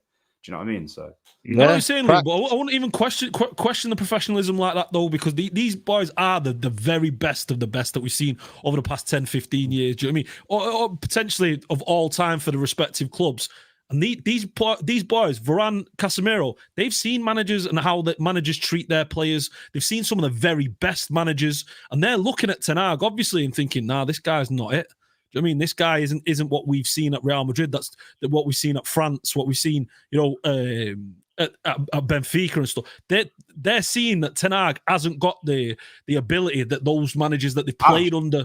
He hasn't got the CV. You haven't got a big enough bad boy CV. Nah, but sometimes you don't have to have the CV. No, you don't have to have the CV. You can still you can have a bit of presence, and the tactics and all that kind of stuff in the dressing room. But they're not seeing it, obviously. Yeah, because he's not got the knowledge. Says Eric Ten Hag has the ego of Pep, but only the thing that they have in common is they need to visit Turkey. Casemiro Varane realized he was a novice and lost respect for him. That's why they fell out and are now injured. Let me ask you a question, Faz, though. Is it going to get too much where every minute you have to then elaborate what your philosophy is to the players? Like, ain't that tiring for the players to listen to as well, by the way? Bro, I got this. We lost 3-0. I got this. This is the way we press. This is the way we do it. Bro, a teacher should have his philosophy in by now. And I'm not, by the way, excusing the players. They're also a disgrace, yeah? But, bro, Faz, imagine every day I say, this is the Pythagoras theorem. This is X, Y. Man said the Pythagoras theorem, Pythagoras theorem. The way the players celebrate the goals, and look, again, I have to reiterate this, I look at football very differently. The way players celebrate goals tells me what the players are thinking at the time. It's like the way they celebrate it, it's like relief, like they didn't expect to score the goal. The way they celebrate it. Which game was it? Please, lads, remind me, when the under 8s, under 7s, and the under 18s all celebrated together. Which freaking it was a couple of months, it's a month or two ago. Everybody, they went in the corner flag. Was it McTominay's goal? Was it? Whose goal was it? Entire team ran from the bench to try and celebrate. It's almost like it's like a relief. Like they don't expect these sort of goals. They don't expect themselves. Teams are scoring goals and getting the ball out the net. Like, let's go score 4, 5, 6 more, whatever it is. Man United plays, we score goals and we're like, rah, we scored. That's mad. As if we scored. And the thing about this reiterating, I know what you mean. We scored in his philosophy. There's a chance, Faz. When you're in the stadium and Ash, when you get a chance, bro. Even Florence, you were there on Wednesday. When we get a chance now, everybody's like, I sat down for about 30 minutes. We got a chance, yo. Everyone get up. This is why now I tell Leslie, get up, man, because this is going to be a chance, man. Get rid of bro, I'm getting gassed. But now everybody's sit down. Everybody's like, nah, man, I don't think there's a chance coming, man. I'm sitting down, man. Even if it's a corner, I don't care, man. Normally when it's a corner, bro, you get up. Everybody sat down, corners, free kicks. Everybody just like, Saeed, man said we've turned into one of them. You know them like village towns where the train comes like twice a day or something, yeah? And man, they just stood at the platform. I think it was a train. Oh, no. We'll just wait a little bit longer. Just sat at the platform. Do you know what I mean? Yeah, man. You know what? I've lowered my standards so much to the point where I would have even accepted if we got some goals out of set piece and corner kicks. We don't even do that. Like, legitly. You don't expect it, do you? When we get a corner and a free kick, you're not expecting anything. You just... You know, you're just giving the ball back to your opponents, and they will say, "Can you coach the team? Man, you want to become a manager of Manchester United? Can you coach them better?" I tell you what, I can. If I'm saying something on video and 5 minutes later, Bournemouth managers going and saying that in the presser, then I can. What did he say, by the way? I didn't hear what he said. What did he say? What did he say? Dominic Solanke's goal before the game. I predicted Dominic Solanke's goal. I predicted the score against Palace. I predicted so much shit this season. I could have done a better job. If you really want what's mad, guys? What's mad? Yeah. To know Harry Maguire needs 2 defenders next to him. It's not rocket science. But hey, home player of the month, innit? But you know what's mad, guys? This game could have been easily 6-0 to Bournemouth, man. I'm not even exaggerating, guys. They had 2 goals disallowed. They had what do you call it? They had they had obviously the goal again disallowed again. They had hit the Solanke at the post. Hit the post.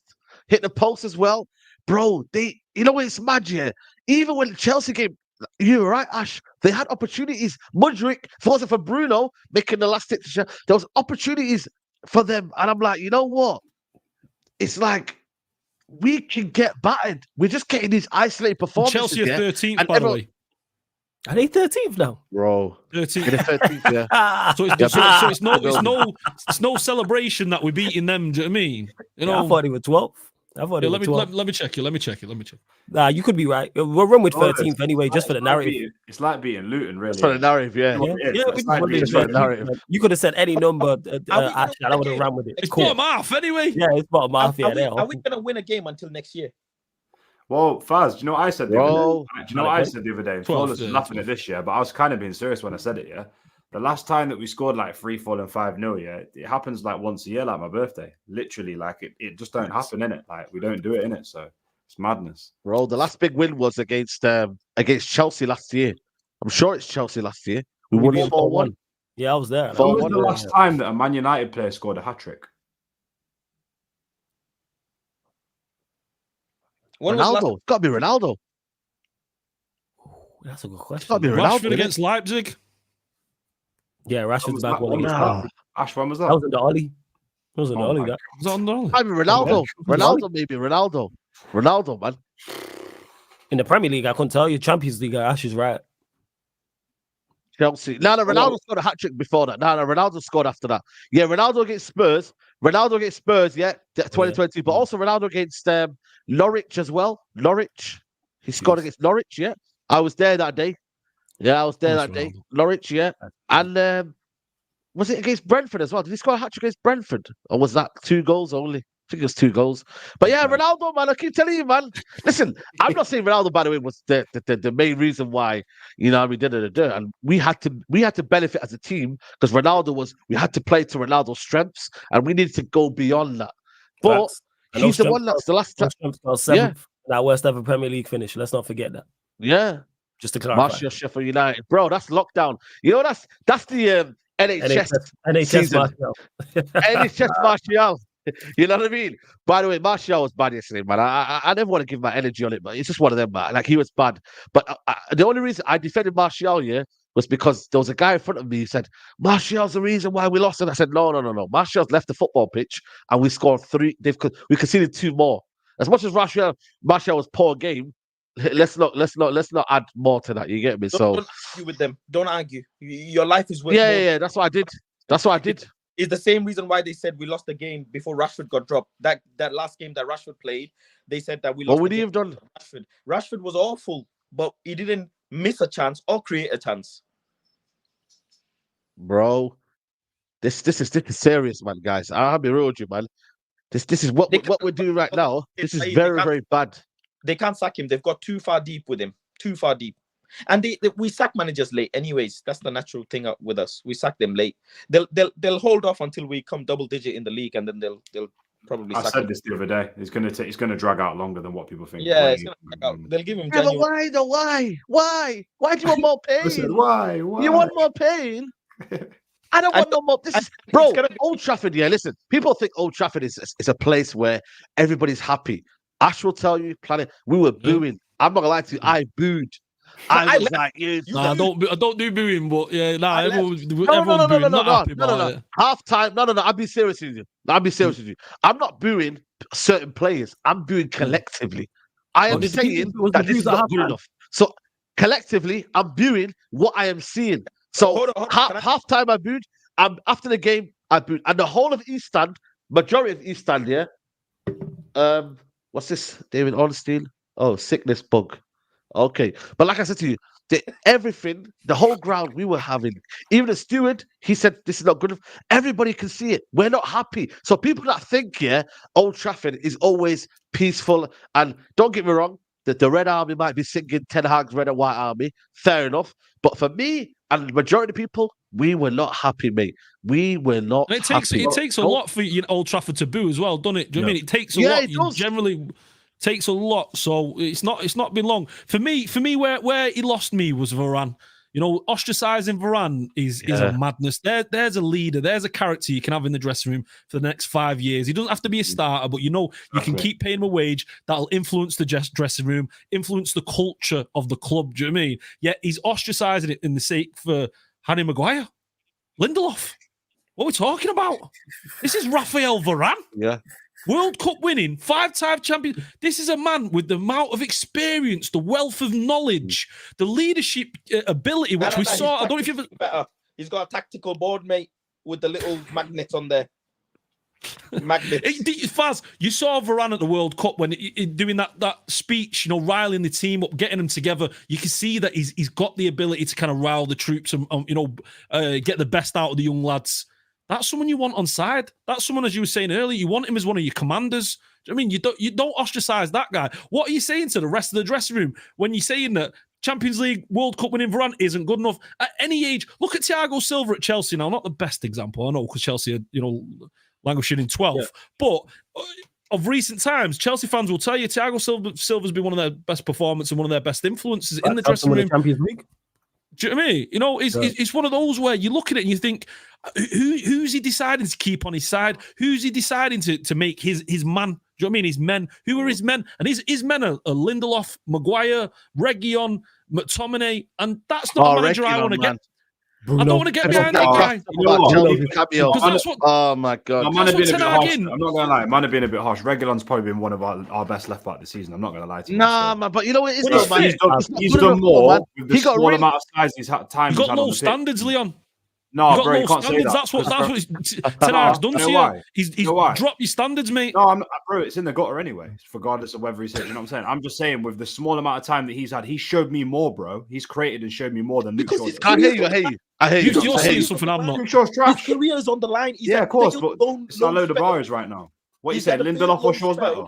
Man United's called him, and it's a miracle. It's like when you scratch a scratch card and you've got 5-6 figures on it. You didn't expect it. He never expected a club like Man United to call his name. I know that. Whilst he's whilst we're in Champions League, that's why he plays because this is a way to rejuvenate his career. That's why. I promise you, if we give him a contract, we're finished. No, but I didn't say that. I'm just saying. I know. I'm not saying against Bournemouth though. You see, I can't remember who it was, but he got done. He got left for he looked so slow trying to catch up with his man. Don't know if you saw that moment, but yeah, the best left back we've had this season has been Delot. That performance against Arsenal where he shut Saka down. That's what we should have done. That's not what we should be relying upon. I'm in trouble. If I speak, I'm in trouble, man, Delot. If I speak, I'm in trouble, man. Delot's not the answer. Wallahi, man, I don't think Delot's the answer. But listen to me. I think United need 2 new fullbacks next season. We need 2 new fullbacks next season. A fullback line? You know that's not realistic. If you add in squad players, in an ideal world, absolutely. Right, I agree with that. Yeah, squad of course. Agreed. Squad. Nah, facts. I think it was squad. Facts. Don't get me wrong. Facts. Like we definitely need more. We need more. We need new players. But like I said, Ten Hag's put his arm around these guys. They gave new contracts to players and made players captains, etc. The manager's not good enough. The players are not good enough. I don't get this. I'll be deadly honest. I wouldn't give a single new player if it was up to me. I won't give no one new. He's got to go. Give one new player unless like we had vacancy. I wouldn't go and teach them. Let's see if you can about this super coach, mate. He coaches players. He made Donny van der Beek, Frankie de Jong. He coached Haller. He coached Tadic. Go coach them. How good was Haller when you went to Ajax? Yeah, it's a wrap because the levels of expectation is different at Ajax than it is at Manchester United, where you're under the microscope. Not everyone can cope under this pressure, and we're watching that right now. Do I genuinely think he's a bad manager overall? No. But here is different. That spotlight is different. 25. You are under the scrutiny and under the spotlight 25/8. Everything you do, everything you say is analyzed and critiqued and broken down. Whether it's content creators, whether it's socials, whether it's mainstream. That's why we know that. We already know that. Oh, sorry. When he said, "I'm not going to play Ajax football ever," what did Manchester United do? The next press conference that he wasn't obligated to do, they said, "Eric, shut your gob. Go and sit down over in that corner, and we're not doing the press conference versus Newcastle in the Carabao Cup." The one after, which is media obligated, he came on and he put his hands up like, let me be clear. Let me be clear. I didn't mean this. It's right. That's right. They should have taken the microphone away from him a long time ago. He ain't got no true friends. Yo, shut up. You know what I'm saying? You ever been out and your friends he's drunk and he's a bit waved and he's talking rubbish and you just grab him and tell him go sit down somewhere and give him some water and be like, relax. You know what I'm saying? That's what a true brethren does. You just there talk. Or if I start wilding on social media, I know Saeed gonna hit me up and go like, yo, Flawless, what's going on? Are you good? Like, he ain't got no true people around him. Like, where's the team? Where's his staff? Where's his people go like, you know what? You're looking a bit bad in press conference. Just relax. But hey, here's what you know what though? Do you know what Faz is making me laugh? It reminded me of that Stormzy meme, you know, when he's stuttering, he's like, last few months. Do you know? Yeah, the interview for the one extra. Bro, by the way, yeah. Nobody talks about how much Ten Hag waffles as well, man. Like, you know, that's my kind of thing as well. You know, he doesn't motivate me. Like, I don't even watch his press conference anymore. People say to me, do you watch press conference? I just watch what his quotes might come on Twitter, on United Plug or something. I don't watch his press conference anymore because I find him boring. I find him uninspiring. I find him to be a top waffler. Like I said, I thought I waffle. But this man, he just comes out with rubbish. He said the other week, these players deserve to be part of the squad, and he was talking highly of them 2 weeks ago. And then yesterday, he said, as a squad, we are not good enough consistently. I said, bro, where do you stand, my guy? Where do you stand with the squad? You're putting him under the bus. He's literally thrown him under the bus. Yeah. He's literally just said, you know what, we're not good enough consistently. Where's he stand with Maguire and McTominay? What happens if West Ham come in January? Is he going to sell them?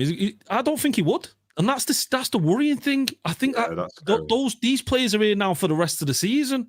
So we're stuck with Maguire and McTominay again for another 6 months. And a lot of the Ten Hag boys, they'll be glad that Maguire's staying. In fact, they'll probably want to give him the captaincy and reload it. Who's going to be captain against Liverpool?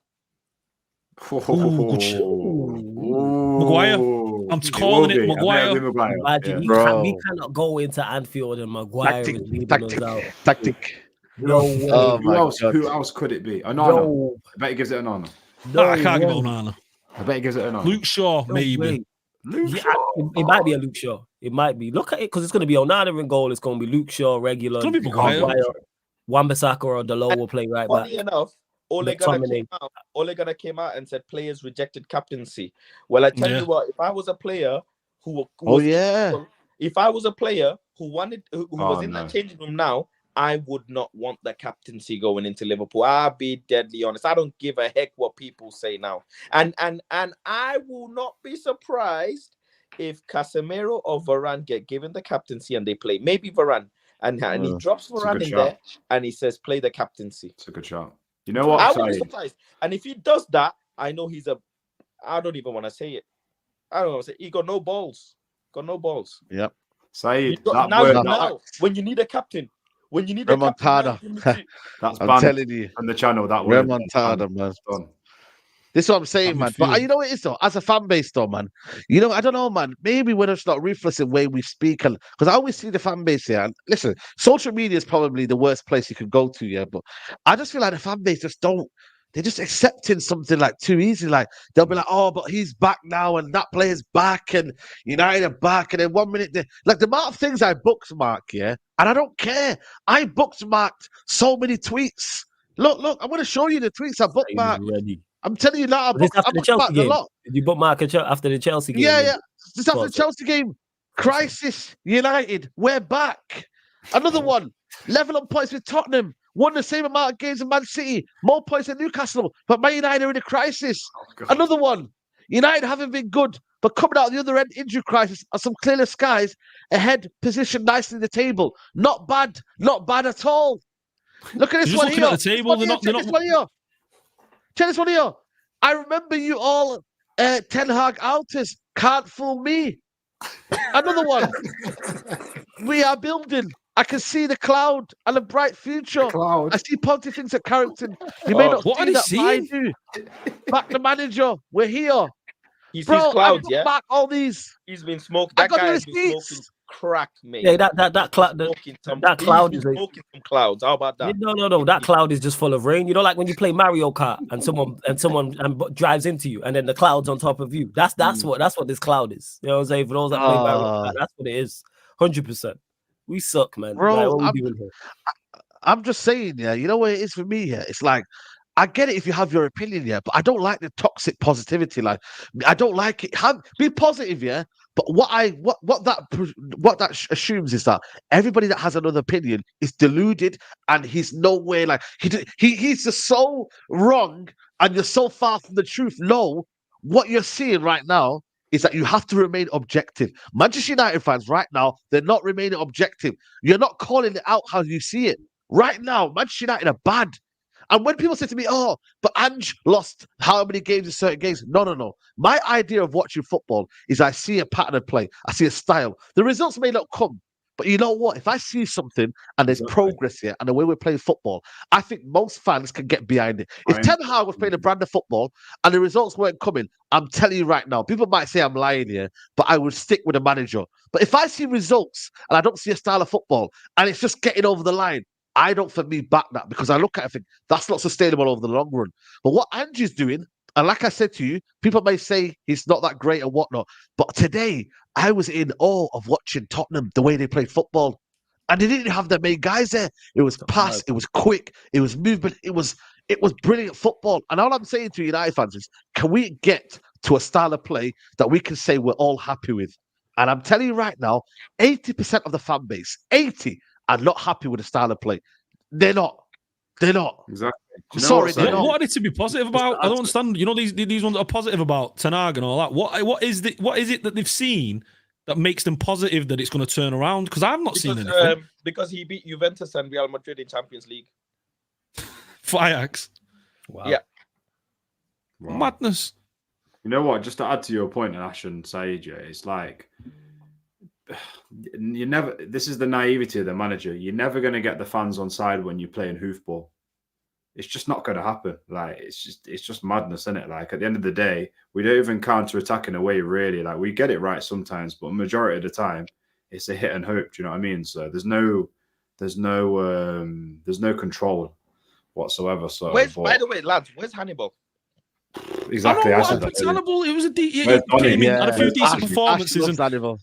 Yeah, I'm a fan. I like him. I feel like it's the energy, it's the commitment. Where's Shameless FC now? Have you noticed now? He's not put Shameless FC flawless. There's no Shameless FC anymore. What happened to that show now? Now that Chelsea are doing bad?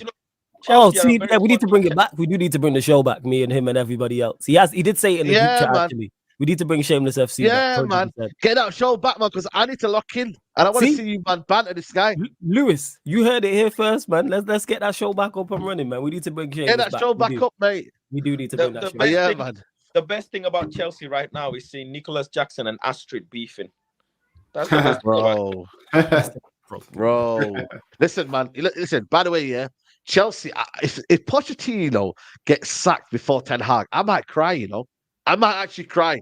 I genuinely, guys, man, if they sack Pochettino before my manager, listen, everybody's got a different opinion, but I'm talking about me.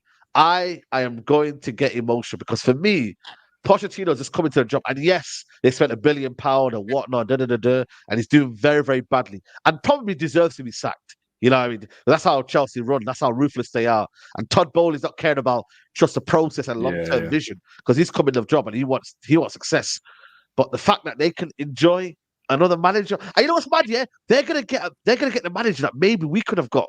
So if they go get the manager that Man United could have got, say it's Ruben Amorim or say it's Hansi Flick or whoever's there, bro, there ain't no manager around, you know, guys. I'm being serious.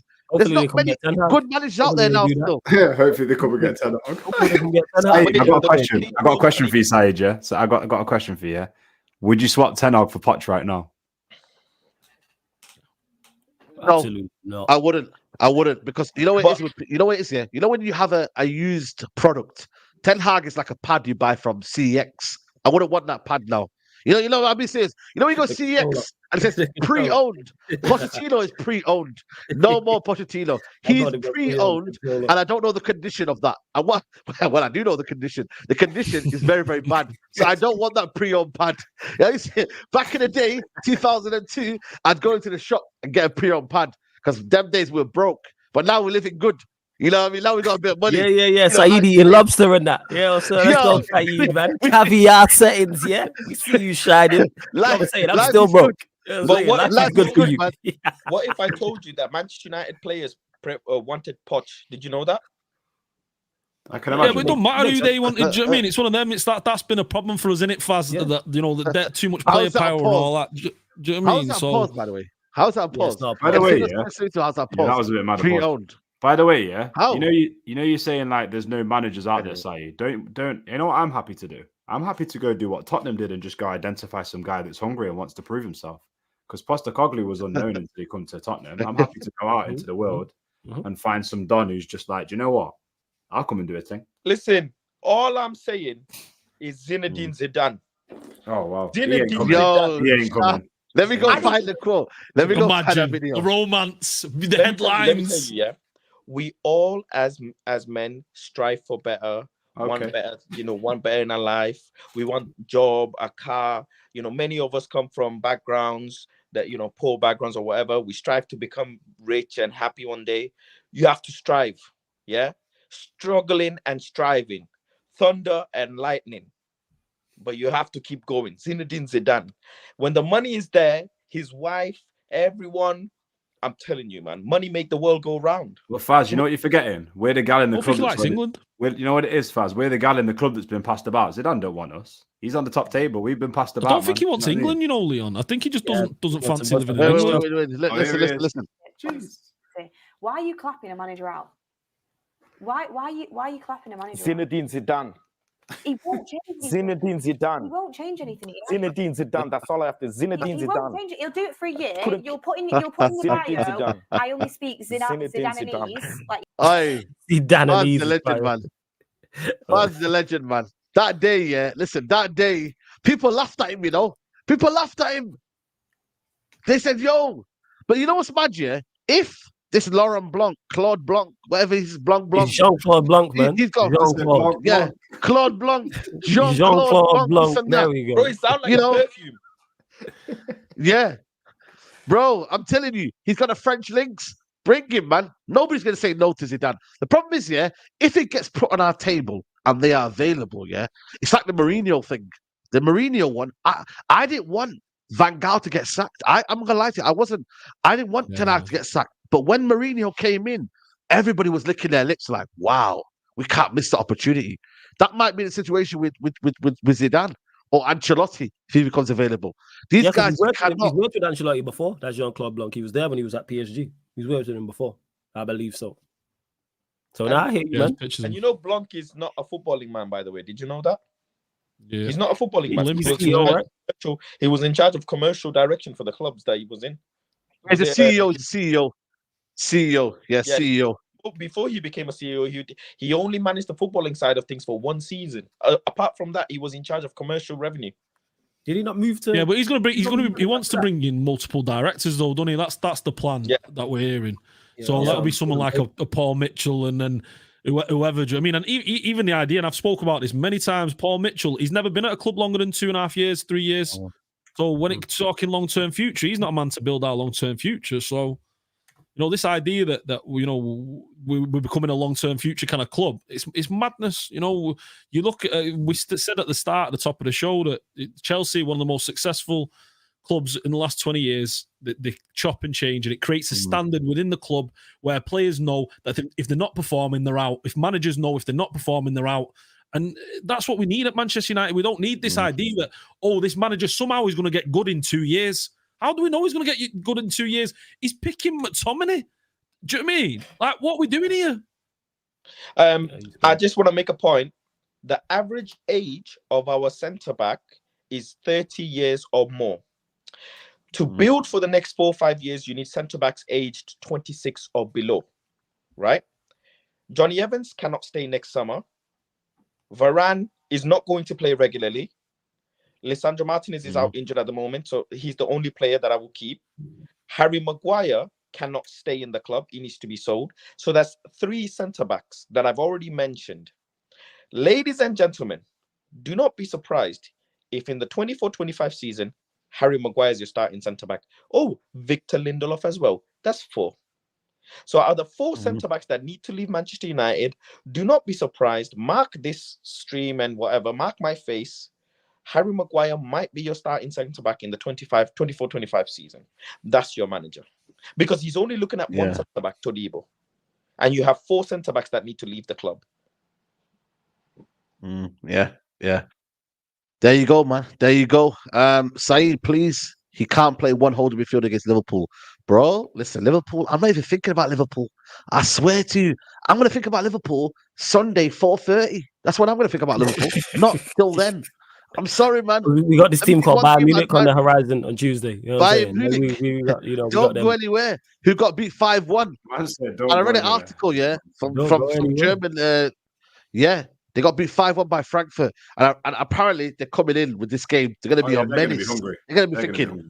They're going to be hungry, man. They've not lost a group stage game in, I think, over 6-7 years. So think about it, they're going to come in peak. They're looking at Bournemouth, and they're thinking, second. How many managers have they had over the 6 years? That's crazy. It's mad. Do you know what? Do you know what it is, guys? They're looking at the Bournemouth and they're saying, "What, Bournemouth set a record at United? Yeah, we're about to set one as well. We're going to slap man." Bro, if they take their anger out on us, wallahi, it's crazy, man.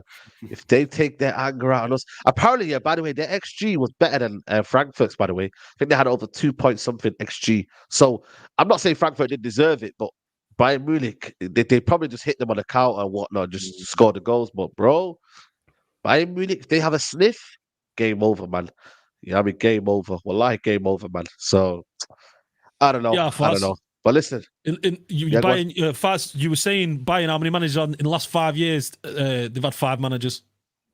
There you go. Yeah. Please, you're making me dizzy. Proper club. Medication. You're making me dizzy. The stream, bro. Yeah. It's crazy. There you go. Are we sure even Flick would implement the style? I think we would see better than what we see right now. Yeah, pretty much. That's all I can go by. Are you sure? Are you sure Eric Ten Hag is going to win us a treble because he cost us one? Ooh, that's hard. That's hard, bar. I think he cost us the Europa League. I agree with you. Not just him, but yeah, the Europa League I still look at. FA Cup, yeah, I hear you in regards to the Europa League. I hear that. If I'm the manager of Manchester United, I'm collecting red cards. I'm killing someone on that pitch. The probability, if you're a mathematician, if anybody watching this stream is a mathematician, run the numbers. The probability of Manchester United facing Manchester City in a trophy final in the same season where Manchester City can win the treble is 1 in a billion. Let that sink into your brain. Manchester United versus Manchester City in a cup final, not Carabao, FA Cup final, in the same season where Manchester City can win the treble, the probability is 1 in a billion. And you failed. You failed. Who was on the pitch that day? Name those players, shame those players, sell those players, and get rid of the manager as well. How about that? Have that. And when you can answer, when Ten Hag can win us a treble because he cost us one, then I'll give you which manager will do things next. Yeah, absolutely, man, absolutely. Final words, guys. Ash, give me your final thoughts. On the weeks ahead, is Ten Hag's days numbered? Is a sacking imminent for you? Pain. That's all I'm feeling next couple of weeks. Pain. West Ham, Aston Villa, Liverpool, and Bayern first. Yeah. I mean, although Fulham kind of, smacked, that gives you a little bit of hope that maybe we could do something against them. But again, like what Faz was saying, we've not scored 5 in a game. I don't even remember scoring a 5 in a game under Ten Hag. So, yeah, I'm not seeing it. I'm not hopeful. Looking at the decisions he's making, he's bringing in Maguire, putting Luke Shaw left back. We could talk about it for hours and hours.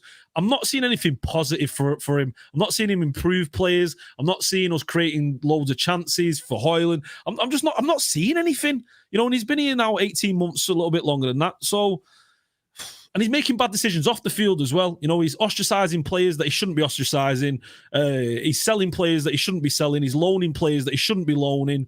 So for me, I can't say I'm too hopeful, but as always, Syed, I appreciate having us here, man, and to the boys as well. Pleasure to spend my evening with you and have a little bit of therapy. So thank you very much for that. And boys, again, if you're watching, this is quality free content. All you got to do, hit that like button. We'd appreciate it. So make sure you do that because it's free. Yeah. You've had 2 hours of quality here tonight for nothing, for the press of a like button. So go and do that for us, boys. Yeah. Yeah, absolutely, man. Flawless, your final thoughts, man, and then give yourself a shout out on your channel and whatnot.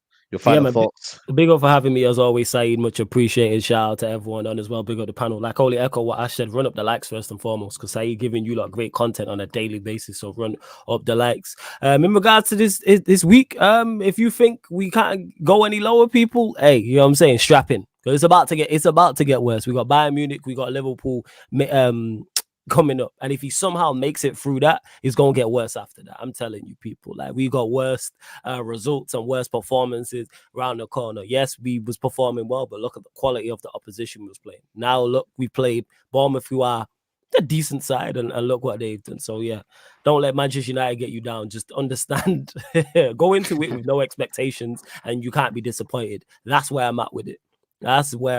But yeah, subscribe to Sarcasm City TV YouTube channel, people, live every day on there. So Sarcasm City TV, road to 9K. We're closing in. I think we're like, come on, people, somewhere like just over 100, between 100, 150 away. So we're trying to get there before the year's up. Let's do that, man. TV, come man. on, people, man. Somewhere. I've not come checked on, it people. today, but it's somewhere close to. But big up as always, Saeed, for having me. Yeah, and Faz, man, big up, man. You know what I'm saying to you, man. We need to just move in it. We need to move, right? We need to fix up, Faz. You know, I went to Turkey, yeah, Galatasaray game.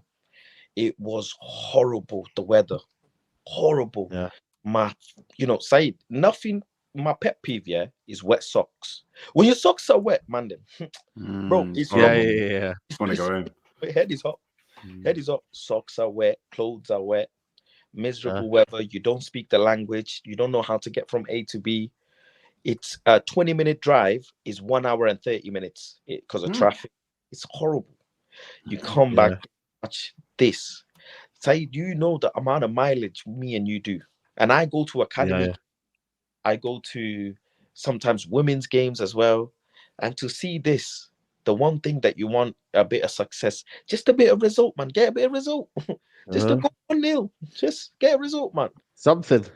Something. Breaking. And it's very easy for someone to sit at home. And again, this is not disrespectful, but to sit there and type back the manager. Very easy, man. Very, very easy. It's hard-earned money that people pay to go and watch and support the team. That's how you're already backing the manager, is you getting yourself there. You cheering, you clapping. That's already backing the manager. You're already there. And the way the stadium got up on that third goal, the fact that 7-0 wasn't enough. The fact that 7-0 wasn't enough. And yesterday against Bournemouth, 3 goals. And it will happen again and again and again. I'm done. Like I said, congratulations to the people. If you want to stay, hold on tight, yeah, to that. You know, on the London Tube and on trains, you have that thing that you hold on to. Hold on tight. Because me, I'm gone. I've dipped, bro. I've dipped. I'm off the train. Yeah. If the train gets to the desired platform, congratulations. If the train crashes, congratulations. We'll be there. I'll be there to give you NHS and give you vaccination and first aid and all of that. But good luck to you lot that want to hold on. Faz, I was going to say, Saeed's one of them brothers, you know, when it gets hot and they fall asleep with a hand on the little thing. You know, you see them in the underground, they're like, the brothers. Well, I do that, man. I sleep anywhere, me. I sleep standing up, man. Saeed, his sleeping position is the maddest. Yeah. Me and Saeed went to Barca, yeah, and we were in the hotel, not apartment. We had an apartment together. Bro, I'm looking at Saeed, yeah. Bro, he's fallen asleep mid-sentence. He will say, "Oh, bro, we want it forever."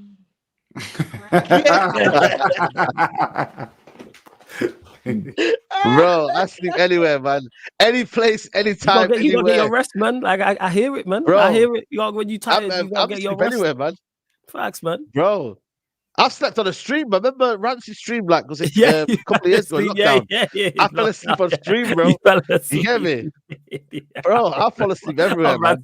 When I'm tired. That being said, I think you would have the jab. I think you would have the jab, though, in your defense. That was a jab. You would have the jab. Yeah. Wait, what? Did the man do that to keep you on the stream? Or did they actually, like, remove you? No, because we didn't know. So me and Rance was, like, talking, and Rance was going, "Yo, Saeed," because we could see that he wasn't his usual self. And then he was like, Rance was like, "Yo, Saeed, we'll catch up with you later." And he was like, "Yeah, I'm gonna go." Man. I was like, yo. See that? Working so hard, falling asleep on the job, man. That's it. Yeah. That's it, man. So yeah, man. Big up Planet Vaz. Make sure you follow him. And Leon, man. Any final words? See what this week brings, man. I don't know about this week, you know. I don't know, man. Bro. I don't know, man. You know what it is? I've just got to, I don't know, man. I just got to take my mind off things, innit? I can't invest myself emotionally in this thing. And I always feel, Faz, big up you and Saeed, man. I mean, Flawless as well went to the game. Ash as well. Big up you, lot, man. I'm here in Nottingham watching the game, so I'm not traveling up and down the country like you, man. So do you know what I mean? You lot are there, living it, having to go all the way home in the traffic as well. But anything to do with me, subscribe to Unleashed Sports. We've got some good boxing content coming up this week. That's what I do, bro. I flip to the combat side when I get bored of this United Bro, stuff. I'm telling you, man. Stick to that side, man. Bro. Yeah, Devin Haney last night, bro. What a performance. Yeah. Some calm sports on that. What, snooker? Yeah, because the head is hot, man. Exactly, man. Take up yoga, man. Big fight coming up this week, though, Leon Edwards. Yeah, he better smash up Colby. He better do it. Do you know what I mean? So, but yeah, listen, big up. Everybody smash a like on the video because this is better than United. There you go. There you go, man. Listen, people, man, we've been here for far too long and you guys need to go bed. Everybody needs to go bed and rest up because this next week is going to be a mazza. Pray for United fans. He's lost 60% now. Tomorrow. Oh, fast stop, man. We're trying tomorrow morning. Watch the leagues tomorrow morning. It's going to be crazy, man. It's going to be crazy. But listen, people, we are out. Take care. Bye.